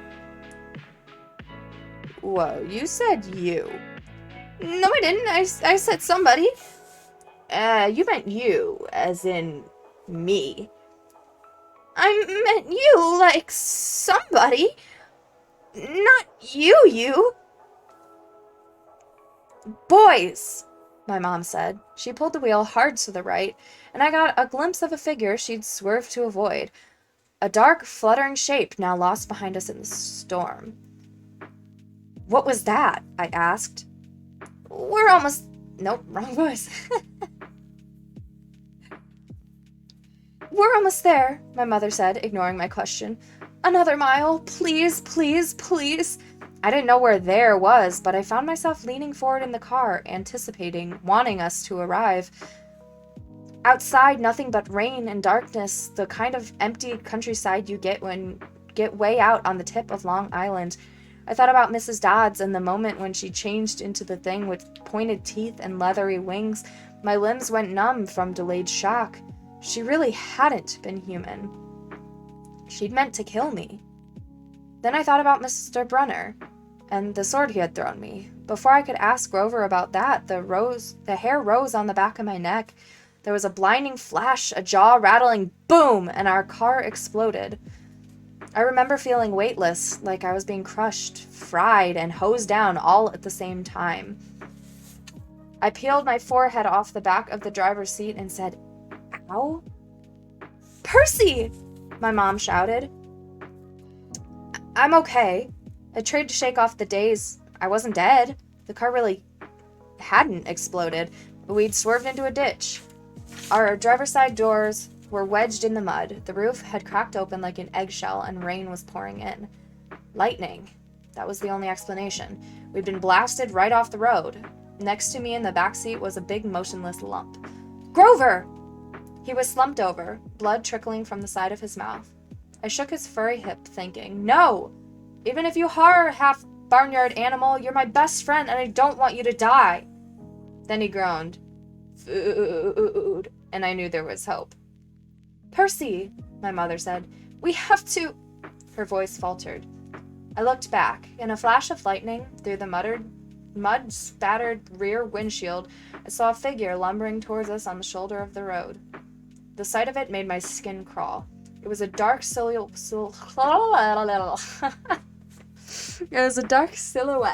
of a huge guy, like a football player. He seemed to be holding a blanket over his head. His top half was bulky and fuzzy. His upraised hands made it look like he had horns. I swallowed hard. Who is... Percy, my mother said, deadly serious. Get out of the car. My mother threw herself against the driver's side door. It was jammed shut in the mud. I tried mine. Stuck to. I looked up desperately at the hole in the side of the roof. I looked up desperately at the hole in the roof. It might have been an exit, but the edges were sizzling and smoking. Climb out the passenger side, my mother told me. Percy, you have to run. Do you see that big tree? What? Another flash of lightning, and through the smoking hole in the roof, I saw the tree she meant. A huge White House Christmas tree-sized pine at the crest of the nearest hill. That's the property line, my mom said. Get over to that hill and you'll see a big farmhouse down the valley. Run and don't look back. Yell for help. Don't stop until you reach the door. Mom, you're coming too. Her face was pale, her eyes as sad as when she looked at the ocean. No! I shouted. You are coming with me! Help me carry Grover! Food! Grover moaned a little louder. The man with the blanket on his head kept coming towards us, making his grunting, snorting noises. As he got closer, I realized he couldn't be holding a blanket over his head because his hands, huge, meaty hands, were swinging at his sides. There was no blanket, meaning the bulky, fuzzy mass that was too big to be his head was his head, and the points that looked like horns. He doesn't want us, my mother told me. He wants you. Besides, I can't cross the property line. But we don't have time, Percy. Go, please. I got mad then. Mad at my mother, at Grover the goat, the thing with horns that was lumbering towards us slowly and deliberately like a bull. I climbed across Grover and pushed the door open into the rain. We're going together. Come on, Mom. I told you. Mom, I'm not leaving you. Help me with Grover. I didn't wait for her answer. I scrambled outside, dragging Grover from the car. He was surprisingly light, but I couldn't have carried him very far if my mom hadn't come to my aid. Together, we draped Grover's arms over our shoulders and started stumbling uphill through the wet, waist-high grass. Glancing back, I got my first clear look at the monster. He was 7 feet tall, easy, his arms and legs like something from the cover of Muscle Man magazine, bulging biceps and triceps and a bunch of other seps, and all stuffed like baseballs under webbed skins. He wore no clothes except underwear, bright white Fruit of the Looms, which would have looked funny, except that the top of his body was so scary. Coarse brown hair started as about his belly button and got thicker as it reached his shoulders. His neck was a mass of muscle and fur leading up to his enormous head, which had a snout as long as my arm, snotty nostrils with a gleaming brass ring, cruel black eyes, and horns. Enormous black and white horns with points that you just couldn't get from an electric sharpener. I recognized that monster, all right. He had been in one of the first stories Mr. Brunner had told us. But he couldn't be real. I blinked the rain out of my eyes. That's Fossife's son, my mother said. I wish I'd known how badly he wanted to kill you. But he's the minute— Don't say his name, she warned. Names have power. The pine tree was still way too far, 100 yards uphill at least. I glanced behind me again. The bull-headed man hunched over our car looking in the windows, or not looking exactly, more like snuffling, nuzzling. I wasn't sure why he bothered since we were only about 50 feet away. Food, Grover moaned. Shh, I told him. Mom, what is he doing? Doesn't he see us? His sight and hearing are terrible, she said. He goes by smell, but he'll figure out soon enough where we are. As if on cue, the bull man bellowed in rage. He picked up Gabe's Camaro by the torn roof, the chassis creaking and groaning. He raised the car over his head and threw it down the road. It slammed into the wet asphalt and skidded in a shower of sparks for about half a mile before coming to a stop. The gas tank exploded. Not a scratch, I remember Gabe saying. Oops. Percy, my mom said. When he sees us, he'll charge. Wait until the last second, then jump out of the way. Directly sideways. He can't change directions very well once she's charging. Do you understand? How do you know about all of this? I'd been worried about an attack for a long time. I should have expected this. I was selfish, keeping you near me. Keeping me near you, but... Another bellow of rage, and the bull man started tromping uphill. He smelled us. The pine tree was only a few more yards, but the hill was getting steeper and slicker, and Grover was not getting any lighter. The bull man closed in. Another few seconds and he'd be on top of us. My mother must have been exhausted, but she shouldered Grover. Go, Percy! Separate! Remember what I said! I didn't want to split up, but I had a feeling she was right. This was my only chance. I sprinted to the left, turned, and saw the creature bearing down on me. His black eyes glowed with hate. He reeked like rotten meat. He lowered his head and charged those razor-sharp horns he aimed right at my chest. The fear in my stomach made me want to bolt, but that wouldn't work. I could never outrun this thing, so I held my ground, and at the very last minute, I jumped to the side. The bull man stormed past like a freight train, then bellowed with frustration and turned, but not towards me this time, towards my mother, who was setting Grover down in the grass.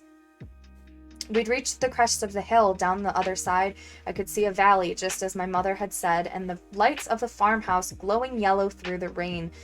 But that was a half a mile away. We'd never make it. The bull man grunted, pawing the ground. He kept eyeing my mother, who was now retreating slowly downhill, back towards the road, trying to lead the monster away from Grover. "Run, Percy!" she told me. "I can't go any further! Run!" But I just stood there, frozen in fear, as the monster charged her. She tried to sidestep, as she told me to do, but the monster had learned his lesson. His hand shot out and grabbed her by the neck as she tried to get away. He lifted her as she struggled, kicking and pummeling the air. "Mom!" She caught my eyes, managed to choke out one last word. "Go." Then, with an angry roar, the monster closed his fists around my mother's neck, and she dissolved before my eyes, melting into light, a shimmering gold form as if she was a holographic projection. A blinding flash, and she was simply gone. No! Anger replaced my fear. Newfound strength burned in my limbs, the same rush of energy I'd gotten when Mrs. Dodds grew talons. The bull man bore down on Grover, who lay helpless in the grass. The monster hunched over, snuffling my best friend as if he were about to lift Grover up and make him dissolve too. I couldn't allow that. I stripped off my red rain jacket. "Hey!" I screamed, waving the jacket, running to one side of the monster. "Hey, stupid! Ground beef!" Roar! The monster turned towards me, shaking his meaty fists. I had an idea. A stupid idea, but better than no idea at all. I put my back into the pine tree and waved my red jacket in front of the bull man, thinking I'd jump out of the way at the last minute, but it didn't happen like that. The bull man charged too fast, his arms out to grab me whichever way I tried to dodge. Time slowed down. My legs tensed. I couldn't jump sideways, so I leaped straight up, kicking off the creature's head, using it as a springboard, turning in midair and landing on his neck. How did I do that? I didn't have time to figure it out. A millisecond later, the monster's head slammed into the tree and the impact nearly knocked my teeth out. The bull man staggered around, trying to shake me. I locked my arms around his horns to keep from being thrown. Thunder and lightning were still going strong. The rain was in my eyes. The smell of rotten meat burned my nostrils. The monster shook himself around and bucked like a rodeo bull. He should have just backed up into the tree and smashed me flat, but I was starting to realize that this thing had only one gear. Forward. Meanwhile, Grover started groaning in the grass. I wanted to yell at him to shut up, but the way I was getting tossed around, if I opened my mouth, I'd bite my own tongue off. "Food," Grover moaned. The bull man wheeled towards him, pawing the ground again, and got ready to charge. I thought about how he had squeezed the life out of my mother and made her disappear in a flash of light, and rage filled me like high-octane fuel. I got both hands around one horn, and I pulled backwards with all my might. The monster tensed, gave a surprised grunt, and then snap. The bull man screamed and flung me through the air. I landed flat on my back in the grass, my head smacked against a rock. When I sat up, my vision was blurry, but I had a horn in my hands, a ragged bone weapon the size of a knife. The monster charged. Without thinking, I rolled to one side and came up kneeling. As the monster barreled past, I drove the broken horn straight into its side, right up under his furry rib cage. The bull man roared in agony. He flailed, clawing at his chest, and then began to disintegrate. Not like my mother, in a flash of golden light, but like crumbling sand blown away. Note that. Hold on. Trying so hard to read chat and notifications at all at the same time.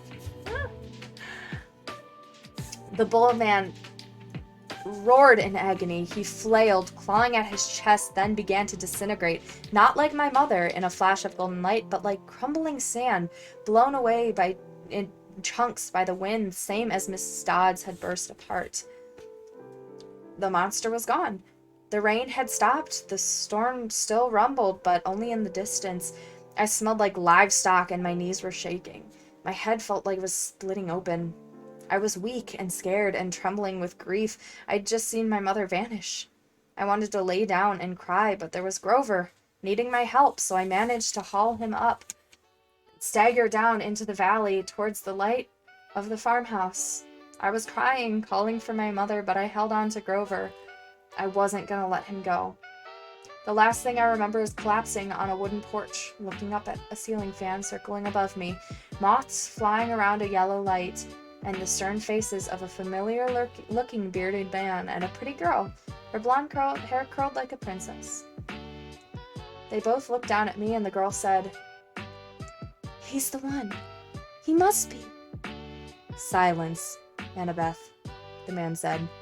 "He's still conscious. Bring him inside." All right. I think that's going to be it. Actually, we are on chapter 5. So, that's a good place to stop. We'll start back up. I'm going to do this again. I'm moving out of college. I know, I'm sorry, Brian. Also, thank you, Marco, for all the bits. You definitely did not need to do that, but I appreciate you. There's one more chapter. Okay, fine. One more chapter. But let me do something on my phone really quick. I actually don't know if I try to go out of TikTok. I just need to insert text. One more.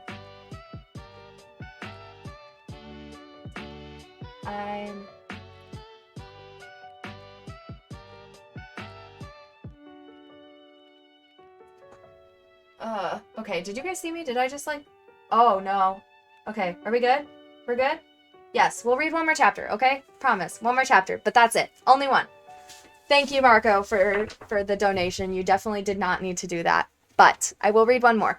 I'm really hot, though. I'm gonna take off my sweatshirt. Not flash anybody. I am gonna do this. I want to finish the book. I don't know when I'm gonna finish the book, or when's the next time I'm gonna stream, but I'll put out a TikTok before that. And then,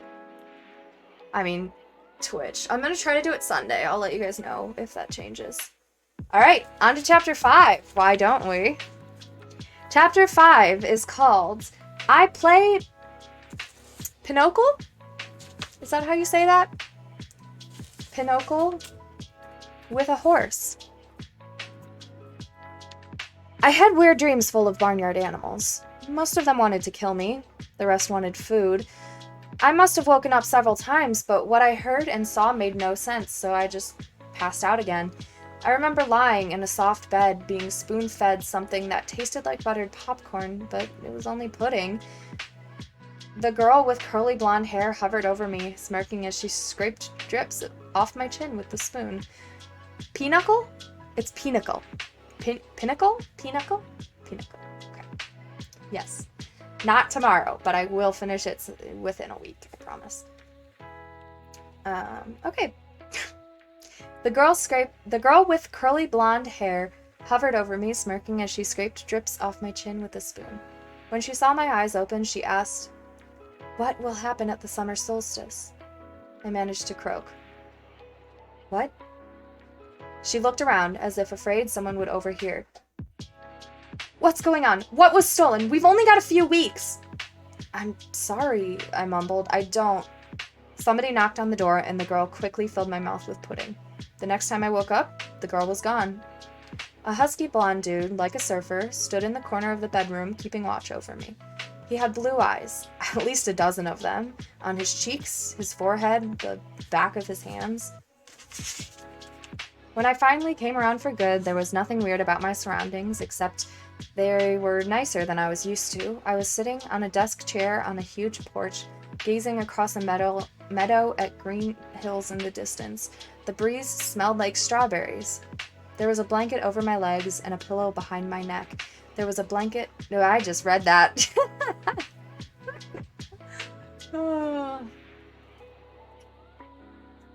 TikTok people. You're welcome for one more chapter.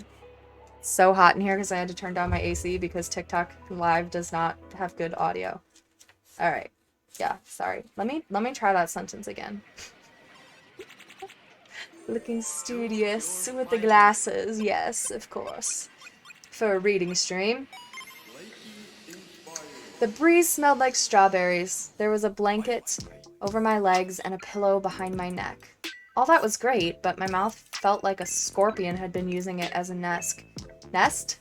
My tongue was dry and nasty, and every one of my teeth hurt.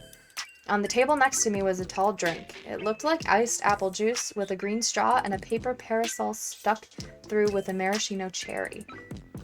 My hand was so weak I almost dropped the glass once I got my fingers around it. Careful. Nope. Careful,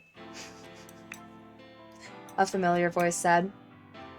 Grover was leaning against the porch railing, looking like he hadn't slept in a week. Under one arm, he cradled a shoebox. He was wearing blue jeans, Converse high tops, and a bright orange t-shirt that said Camp Half-Blood. Just plain old Grover. Not the goat boy. So, maybe I'd have a nightmare.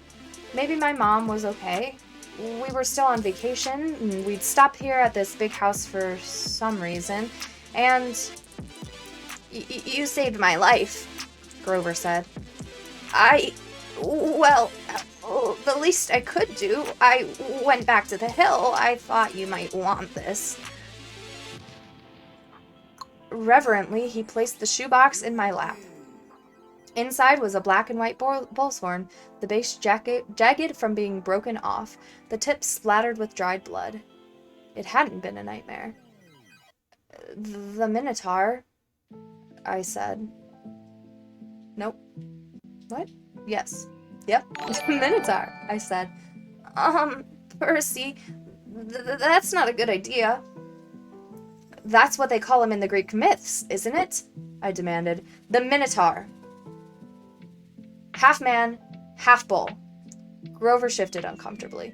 You've been out for 2 days. How much do you remember? My mom, is she really... He looked down. I stood across the meadow. There were groves of trees, a winding stream, acres of strawberries spread out under the blue sky. The valley was surrounded by rolling hills, and the tallest one, directly in front of us, was the one with the huge pine tree on top. Even that looked beautiful in the sunlight. My mother was gone. The whole world should be black and cold. Nothing should look beautiful. I'm sorry, Grover sniffled. I'm a failure. I'm the worst satyr in the world, he moaned, stomping his foot so hard it came off. I mean, the Converse high top came off. The inside was filled with styrofoam, except for a hoof-shaped hole. Oh, sticks! He mumbled. Thunder rolled across the clear sky. As he struggled to get his hoof back in the fake foot, I thought, well, that settles it. Grover was a satyr, and I was ready to bet on that if I shaved his curly brown hair, I'd find tiny horns on his head. But I was too miserable to care that satyrs existed, or even minotaurs. All that meant was my mom really had been squeezed into nothingness, dissolved into yellow light. I was alone.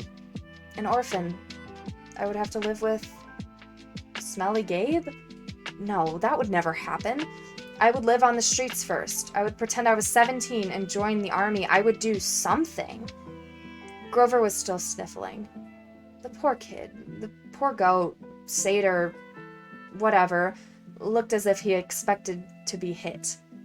I said, "It wasn't your fault." Yes, it was. I was supposed to protect you. Did my mother ask you to protect me? No, but that's my job. I'm a keeper. At least, I was. But why? I suddenly felt dizzy, my vision swimming. Don't strain yourself, Grover said. Here. He helped me hold my glass and put the straw to my lips. I recoiled at this taste because I was expecting apple juice. It wasn't that at all. It was chocolate chip cookies? Liquid cookies. Not just any cookies, but my mom's homemade blue chocolate chip cookies. Buttery and hot. With the chips still melting. Drinking it, my whole body felt warm and good, full of energy. My grief didn't go away, but I felt as if my mom had just brushed her hand against my cheek, given me a cookie the way she used to when I was small, and told me everything was going to be okay. Before I knew it, I drained the glass. I stared into it. Sure, I'd just had a warm drink, but the ice cubes hadn't even melted. Was it good? Grover asked. I nodded. What did it taste like? He sounded so wistful. I felt guilty. Sorry, I said. I should have let you taste. His eyes got wide. No, that's not what I meant. I just wondered. Chocolate chip cookies, I said. My mom's. Homemade. He sighed. And how do you feel? Like I could throw Nancy Bobofit 100 yards. That's good, he said. That's good. I didn't think you could risk any more of that stuff. Oh, what do you mean? He took the empty glass from me gingerly, as if it were dynamite, and set it back on the table. Come on. Chiron and Mr. D are waiting. The porch wrapped all the way around the farmhouse. My legs felt wobbly, trying to walk that far. Grover offered to carry the Minotaur horn, but I held on to it. I'd pay for that souvenir the hard way. I wasn't going to let it go. As we came across the opposite end of the house, I caught my breath. We must have been on the north shore of Long Island, because on this side of the house, the valley marched all the way up to the water, which glittered about a mile in the distance. Between here and there, I simply couldn't process everything I was seeing. The landscape was dotted with buildings that looked like ancient Greek architecture. An open-air pavilion, an amphitheater, a circular arena, except they all looked brand new, their white marble columns sparkling in the sun. In a nearby sand pit, a dozen high school-aged kids and satyrs played volleyball. Canoes glided across a small lake. Kids in bright orange t-shirts, like Grover's, were chasing each other around a cluster of cabins nestled in the woods. Some shot targets at an archery range. Others rode horses down a wooden trail, and, unless I was hallucinating, some of those horses had wings. Down at the end of the porch, two men sat across from the others at a card table. The blonde-haired girl who'd spoon-fed me popcorn-flavored pudding was leaning on the porch rail next to them.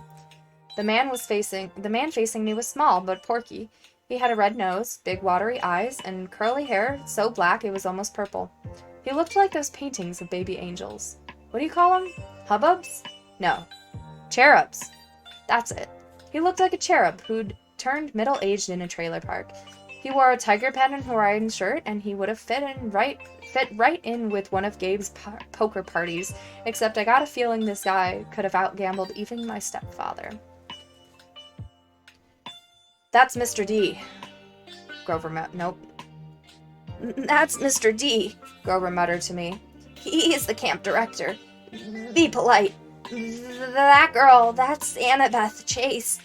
She's just a camper, but she's been here longer than just about everybody. You already know Chiron. He pointed at the guy whose back was towards me. First, I realized he was sitting in the wheelchair. Then I recognized the tweed jacket, the thinning brown hair, and the scraggly beard. Mr. Brunner! I cried. The Latin teacher turned and smiled at me. His eyes had that mischievous glint that they got sometimes in class when he pulled a pop quiz and made all the multiple choice answers B. Ah, good Percy, he said. Now we have 4 for our game of Pinochle. Probably said that wrong again. How do you say Pinochle? Pinnacle. Pinochle. Pinochle. Oh boy. My voice is dead. Ah, good Percy, he said. Now we have 4 for Pinochle. He offered me a chair to the right of Mr. D, who looked at me with bloodshot eyes and heaved a great sigh. Oh, I suppose I must say it.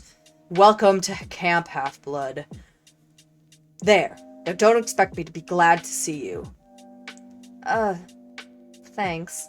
I scooted a little further away from him because if there was one thing I had learned from living with Gabe was how to tell when an adult had been hitting the happy juice. If Mr. D was a stranger to alcohol, I was a satyr. Annabeth? Mr. Brunner called to the blonde girl. She came forward and Mr. Brunner introduced us. This young lady nursed you back to health, Percy. Annabeth, my dear, why don't you go check on Percy's bunk? We'll be putting him in cabin 11 for now. Annabeth said, Sure, Chiron. She was probably my age, maybe a couple of inches taller, and a whole lot more athletic looking. With her deep tan and her curly blonde hair, she was almost exactly what I thought a stereotypical California girl would look like, except her eyes ruined the image. They were startling gray, like storm clouds. Pretty, but intimidating too, as if she was analyzing the best way to take me down in a fight. She glanced at the Minotaur horn in my hands, then back at me. I imagined she was going to say, You killed a Minotaur! Or, Wow, you're so awesome! Or something like that. Instead she said, You drool when you sleep. Then she sprinted off down the lawn, her blonde hair flying behind her. So, I said, anxious to change the subject. You, work here, Mr. Brunner? Not at all. Or not Mr. Brunner, the ex-Mr. Brunner said. I'm afraid that was a pseudonym. You may call me Chiron. Okay. Totally confused. I looked at the director. And Mr. D, does that stand for something? Mr. D stopped shuffling the cards. He looked at me like I just belched loudly. Young man, names are powerful things. Don't just go around using them for no reason. Oh. Right, sorry. I must say, Percy, Chiron Brunner broke in, I'm glad to see you alive. It's been a long time since I've made a house call to a potential camper. I'd hate to think I've wasted my time. House call? My year at Yancey Academy, to instruct you, we have satyrs at most schools, of course, keeping a lookout, but Grover alerted me as soon as he met you. He sensed you were something special, so I decided to come upstate. I convinced the other Latin teacher to take a leave of absence. I tried to remember the beginning of the school year. It seemed like so long ago, but I did have a fuzzy memory of there being another Latin teacher my first week of school at Yancey. Then, without explanation, he had disappeared, and then Mr. Brunner had taken the class. You came to Yancey just to teach me?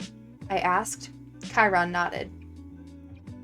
Honestly, I wasn't sure about you at first. We contacted your mother, let her know we were keeping an eye on you in case you were ready for Camp Half-Blood, but you still had so much to learn. Nevertheless, you made it here alive, and that's always the first test. Grover, Mr. D said impatiently, are you playing or not? Yes, sir. Grover trembled as he took the fourth chair. Though, I didn't know why he should be so afraid of a pudgy little man in a tiger print Hawaiian shirt. You do know how to play pinochle. Pinochle? Pinochle. I'm never gonna get it. Play pinochle. Mr. D eyed me suspiciously. Oh god, I'm making spaces on Twitch. Oops.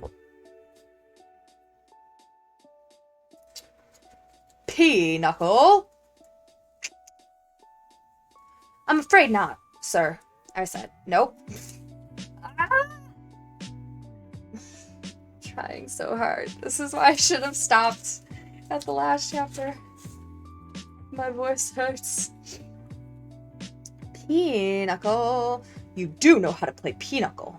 Mr. D eyed me suspiciously. I'm afraid not, I said. I'm afraid not, sir, he said. Sir, I repeated. I was liking the camp director less and less. Well, he told me. Oh, I'm getting a hydrate on Twitch. Okay, I'm gonna drink water.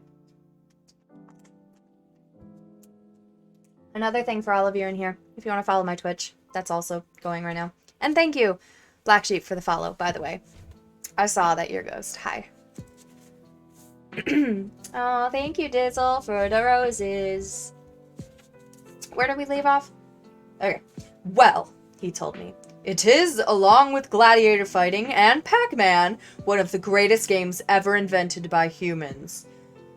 I would expect all civilized young men to know the rules. I'm sure the boy can learn, Chiron said. Please, I said. What is this place? What am I doing here? Chiron, why would you go to Yancey Academy just to teach me? Mr. D snorted. I asked the same question. The camp director dealt the cards. Grover flinched every time one landed on his pile. Chiron smiled at me sympathetically, the way he used to in Latin class, as if to let me know that no matter what my average was, I was his star student. He expected me to have the right answer. Percy, he said, did your mother tell you nothing? She said... I remember her sad eyes looking out over the sea. She told me... Wait, what? She told me she was afraid to send me here, even though my father wanted her to.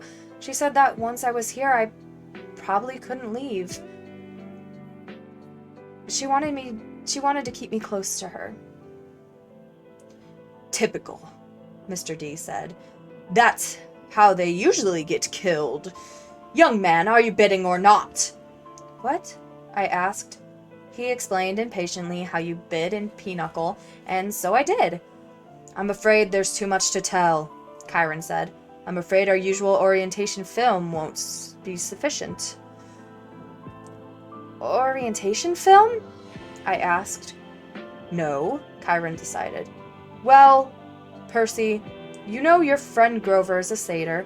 You know, he pointed to the horn in the shoebox, that you killed the Minotaur. No small feat either, lad. What you may not know is that great powers are at work in your life. Gods, the forces you call Greek gods, are very much alive. I stared at the others around the table. I waited for somebody to yell, "Not!" But all I got was Mr. D yelling, "Oh, a royal marriage! Trick, trick!" He cackled as he tallied up the points. Mr. D? Nope, wrong voice. Gotta keep all the voices in my head. Mr. D? Grover asked timidly. If you're not gonna eat it, could I have your Diet Coke can? Huh? All right. Grover bit a huge shard out of the empty aluminum can and chewed it mournfully. Wait, I told Chiron, you're telling me there's such thing as God? Well now, Chiron said, God, capital G, God. That's a different matter altogether. We shan't deal with the metaphysical. Metaphysical? But you were just talking about, gods, plural. As in great human beings that control the forces of nature and human endeavors. The immortal gods of Olympus. That's a smaller matter. Smaller? Yes, quite. The gods we discussed in Latin class. Zeus, I said. Hera? Apollo? You mean them? And there it was, distant thunder on a cloudless day. Young man, said Mr. D. I would really be less casual about throwing those names around if I were you. But they're stories, they're myths. They explain lightning and the seasons and stuff. That's what people believed before there was science. Science? Ha! Mr. D scoffed. And you tell me, Perseus Jackson. I flinched when he said my real name, which I never told anybody. What will people think of your science 2,000 years from now? Mr. D continued. They will call it primitive mumbo-jumbo. That's what. Huh. I love mortals.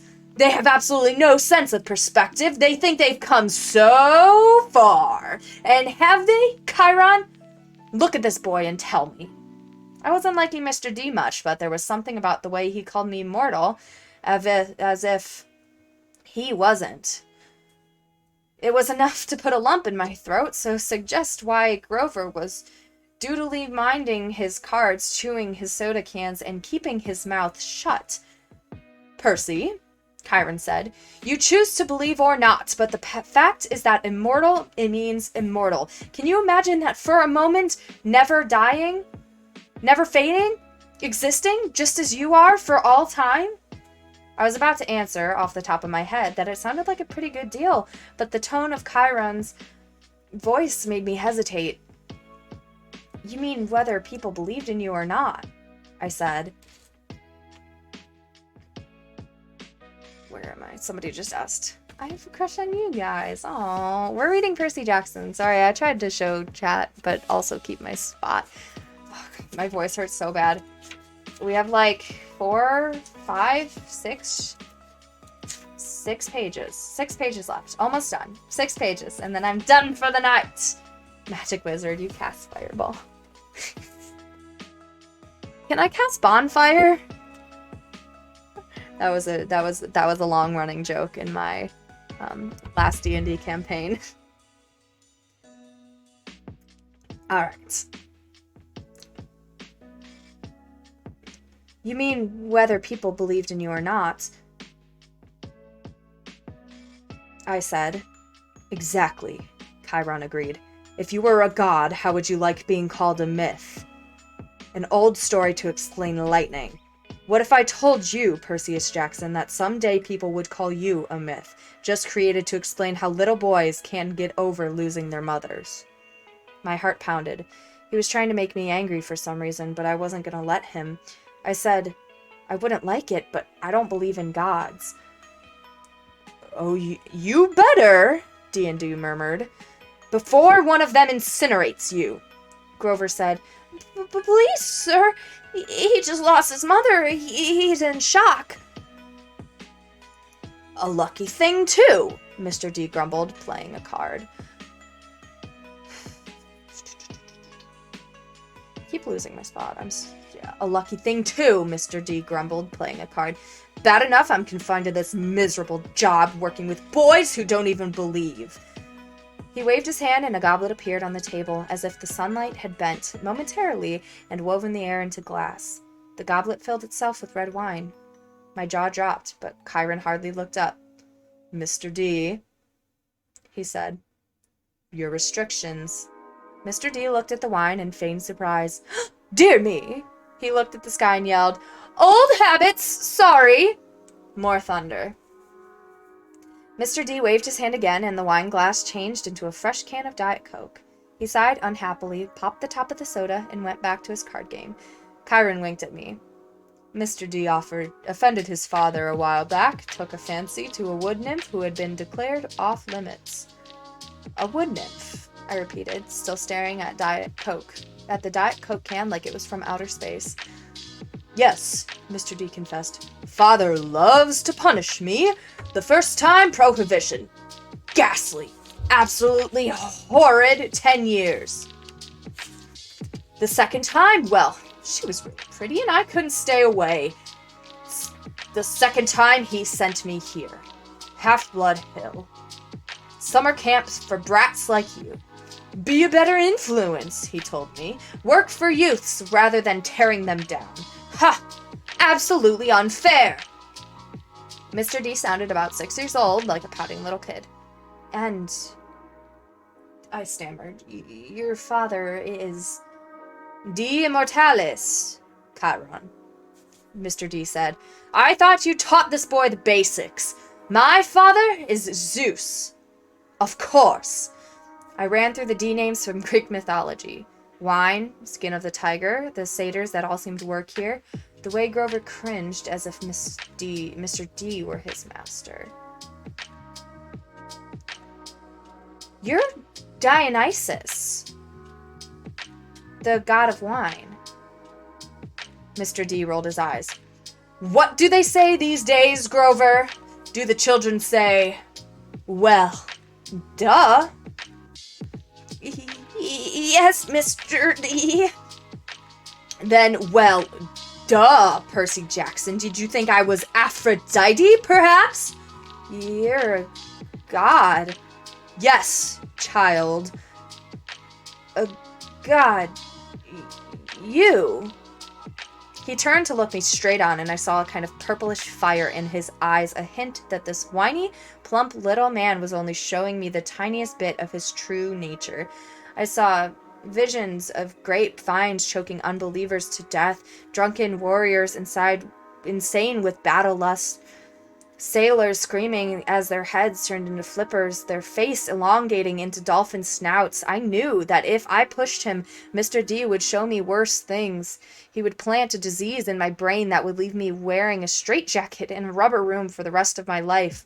"Would you like to test me, child?" he said quietly. No, sir." The fire died a little. He returned back to his card game. "I believe I win." "Not quite, Mr. D," Chiron said. He sat down straight, tallied the points, and said, "The game goes to me." I thought Mr. D was going to vaporize Chiron right out of his wheelchair, but he just sighed through his nose as if he was used to being beaten by the Latin teacher. He got up, and Grover rose too. "I'm tired," Mr. D said. "I believe I'll take a nap before the sing-along tonight, but first, Grover, we need to talk again about your less-than-perfect performance on this assignment." Grover's face beaded with sweat. Yes, sir." Mr. D turned to me. "Cabin 11, Percy Jackson." "Nope, Cabin 11, Percy Jackson, and mind your manners." He swept into the farmhouse, Grover following miserably. "Will Grover be okay?" I asked Chiron. Chiron nodded, though he looked just a bit troubled. "Old Dionysus isn't really mad. He just hates his job. He's been, grounded, I guess you would say, and he can't stand waiting another century before he's allowed to go back to Olympus." "Mount Olympus? You're telling me there really is a palace there?" "Well, now, there's Mount Olympus in Greece, and there's the home of the gods, the convergence points of their power, which did indeed used to be on Mount Olympus. It's still called Mount Olympus out of respect to old ways, but the palace moves, Percy, just as the gods do." "You mean the Greek gods are there? Like, in America?" "Well, certainly. The gods move with the heart of the West." "The what?" "Come now, Percy. What you call Western civilization, do you think it's just an abstract construct? No, it's a living force, a collective consciousness that has burned bright for thousands of years. The gods are a part of it. You might even say they are the source of it. Or at least they are tied so tightly to it that they couldn't possibly fade, not unless all of Western civilization was obliterated. The fire started in Greece, then, as you well know, or as I hope you know since you passed my course. The heart of the fire moved to Rome, and so did the gods. Oh, different names, perhaps. Jupiter for Zeus, Venus for Aphrodite, and so on, but the same forces, the same gods." "And then they died?" "Died? No, did the West die? The gods simply moved to Germany, to France, to Spain for a while. Wherever the flame was the brightest, the gods were there. They spent several centuries in England. All you need to do is look at the architecture. People do not forget the gods. Every place they've ruled for the last 3,000 years. You can see them in the paintings, in statues, on the most important buildings. And yes, Percy, of course, they are now in your United States. Look at your symbol, the eagle of Zeus. Look at the statue of Prometheus in the Rockefeller Center, the Greek facades of your government building in Washington. I defy you to find any American city where the Olympians are not prominently displayed in multiple places. Like it or not, and believe me, plenty of people weren't fond of Rome either, America is now the heart of the flame. It is the great power of the West, and so Olympus is here, and we are here. This was all too much, especially the fact that I seemed to be included in Chiron's we, as if I was a part of some club. Who are you, Chiron? Who am I? Chiron smiled. He shifted his weight as if he were going to get up out of his wheelchair, but I knew that was impossible. He was paralyzed from the waist down. Who are you? He mused. Well, that's the question we all want answered, isn't it? But for now, We should get you to bunk in cabin 11. There will be new friends to meet and plenty of times for lessons tomorrow. Besides, there will be s'mores at the campfire tonight, and I simply adore chocolate." And then he did rise from his wheelchair, but there was something odd about the way he did it. His blanket fell away from his legs, but his legs didn't move. His waist kept getting longer, rising from above his belt. At first, I thought he was wearing very, very long white velvet underwear, but as he kept rising out of the chair, taller than any man, I realized that the velvet underwear wasn't underwear. It was the front of an animal, muscle and sinew under coarse white fur, and the wheelchair wasn't a chair. It was some kind of container, an enormous box on wheels, and it must have been magic because there's no way it could have held all of him. A leg came out, long and knobby-kneed, with a huge polished hoof. With a huge polished hoof, then another front leg, then hindquarters, and then the box was empty. Nothing but a metal shell with a couple of fake human legs attached to it. I stared at the horse who had just sprung from the wheelchair. A huge white stallion. But where its neck should be was the upper body of my Latin teacher, smoothly grafted into the horse's trunk. "What a relief," the centaur said. "I'd been cooped up in there so long, my fetlocks had fallen asleep. Now come, Percy Jackson. Let's meet the other campers." All right. Actually, I probably shouldn't. This was Percy Jackson. I'm so sorry that you just had to come at the end of it, but I'm about to wrap up here. We read 5 chapters. If you want to go, this is off-brand Audible. All right, bye, JWX, Boomsy, whatever. I'm not twerking. I'm also not showing you my butt. I am not. I'm sorry. Zombie. Okay, fine. Bye. Sorry, I'm not. You guys, I don't owe anybody any proof of anything, so yeah. I'm sorry you missed the whole stream, but I'm gonna try my hardest, hopefully this weekend. Guys, shut up. Simply shut up. I have a mod team right now who is working very hard to ban you if you're asking me to show you my ass, because that's not happening. So you literally were not clickbaited. I appreciate you guys. Thank you, Kid Icarus. I love you. I love you all. I really appreciate you. Please be respectful. I know this is gonna blow over because it did before. But yeah, my VOD's gonna be up on my Twitch soon enough. We'll see, because it's finals week. I'm gonna try my hardest to edit, and then I can get that up. I'll just throw it straight onto my VOD channel. And you can watch it there. You can find that somewhere. If you follow my Discord or Twitch, you can find it somewhere. I stream every Tuesday. It might change now that summer's coming up, but I always stream once or twice a week. I try to shoot for twice. But yeah. So I'm gonna say bye. Say bye to Twitch or TikTok. I'll be with Twitch in a second. Bye, TikTok. I'm gonna finish this book on stream, both TikTok, and I'll do the same thing, but I might TikTok stream more often. We'll see. Yeah. Have a wonderful night. Thank you guys so much. I love you guys so much. I'll see you. Bye.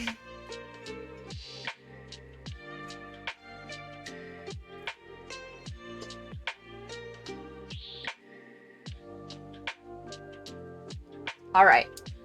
Hi, guys. All right. I'm gonna look at my stats in a minute. Woo! Thank you guys for all the follows. I know it was kind of tough with 2 platforms. I'll get used to it. That was my first time ever TikTok live streaming. It's been a while. I wish I could tuck you in, Hans. I wish I could. And Cam, I'm sorry you missed it. And thank you so much, Contricio and Amber. Thank you so much. I mean, hopefully maybe I can get another mod in TikTok. I know that was hard. I'm sorry. It was that stupid video that I posted, and now people were just...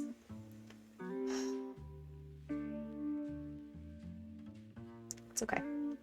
It's okay. Yeah. I'm gonna go. I will be back on Tuesday. I got a lot going on. I'm moving and stuff. Maybe I'll do like a packing stream for Disney. I don't really know, but I love you guys from the bottom of my heart. I love you so much. Thank you, Slick Spartan and Brian Miller, for the follow. It is annoying to moderate. I'm sorry. If you don't want to moderate, that's completely fine. That is completely fine. You don't have to. You don't have to moderate. I really appreciated it, but I know it's really hard, especially with you guys have things going on. So, I will be finishing this book on this stream. This is always more important to me. You're welcome for the extra chapter. I'm glad you guys enjoyed it so much. You wanted another one.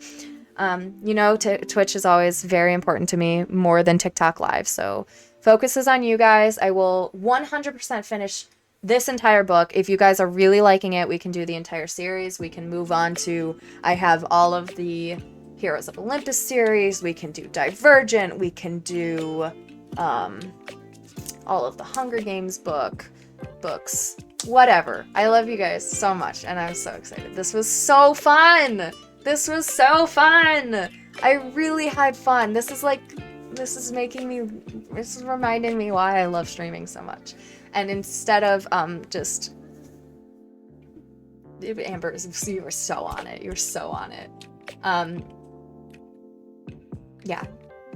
I love you guys. I had so much fun with this. My voice hurts. I'm gonna go drink some tea. Goodbye. I'm making this a whole ordeal, but mwah. Do you guys want to raid somebody? No, I've only got 9 people. I think my role is like over 10 people, so I'm not gonna send you guys anywhere, but I hope you guys have a wonderful, wonderful night, and I will see you on Tuesday.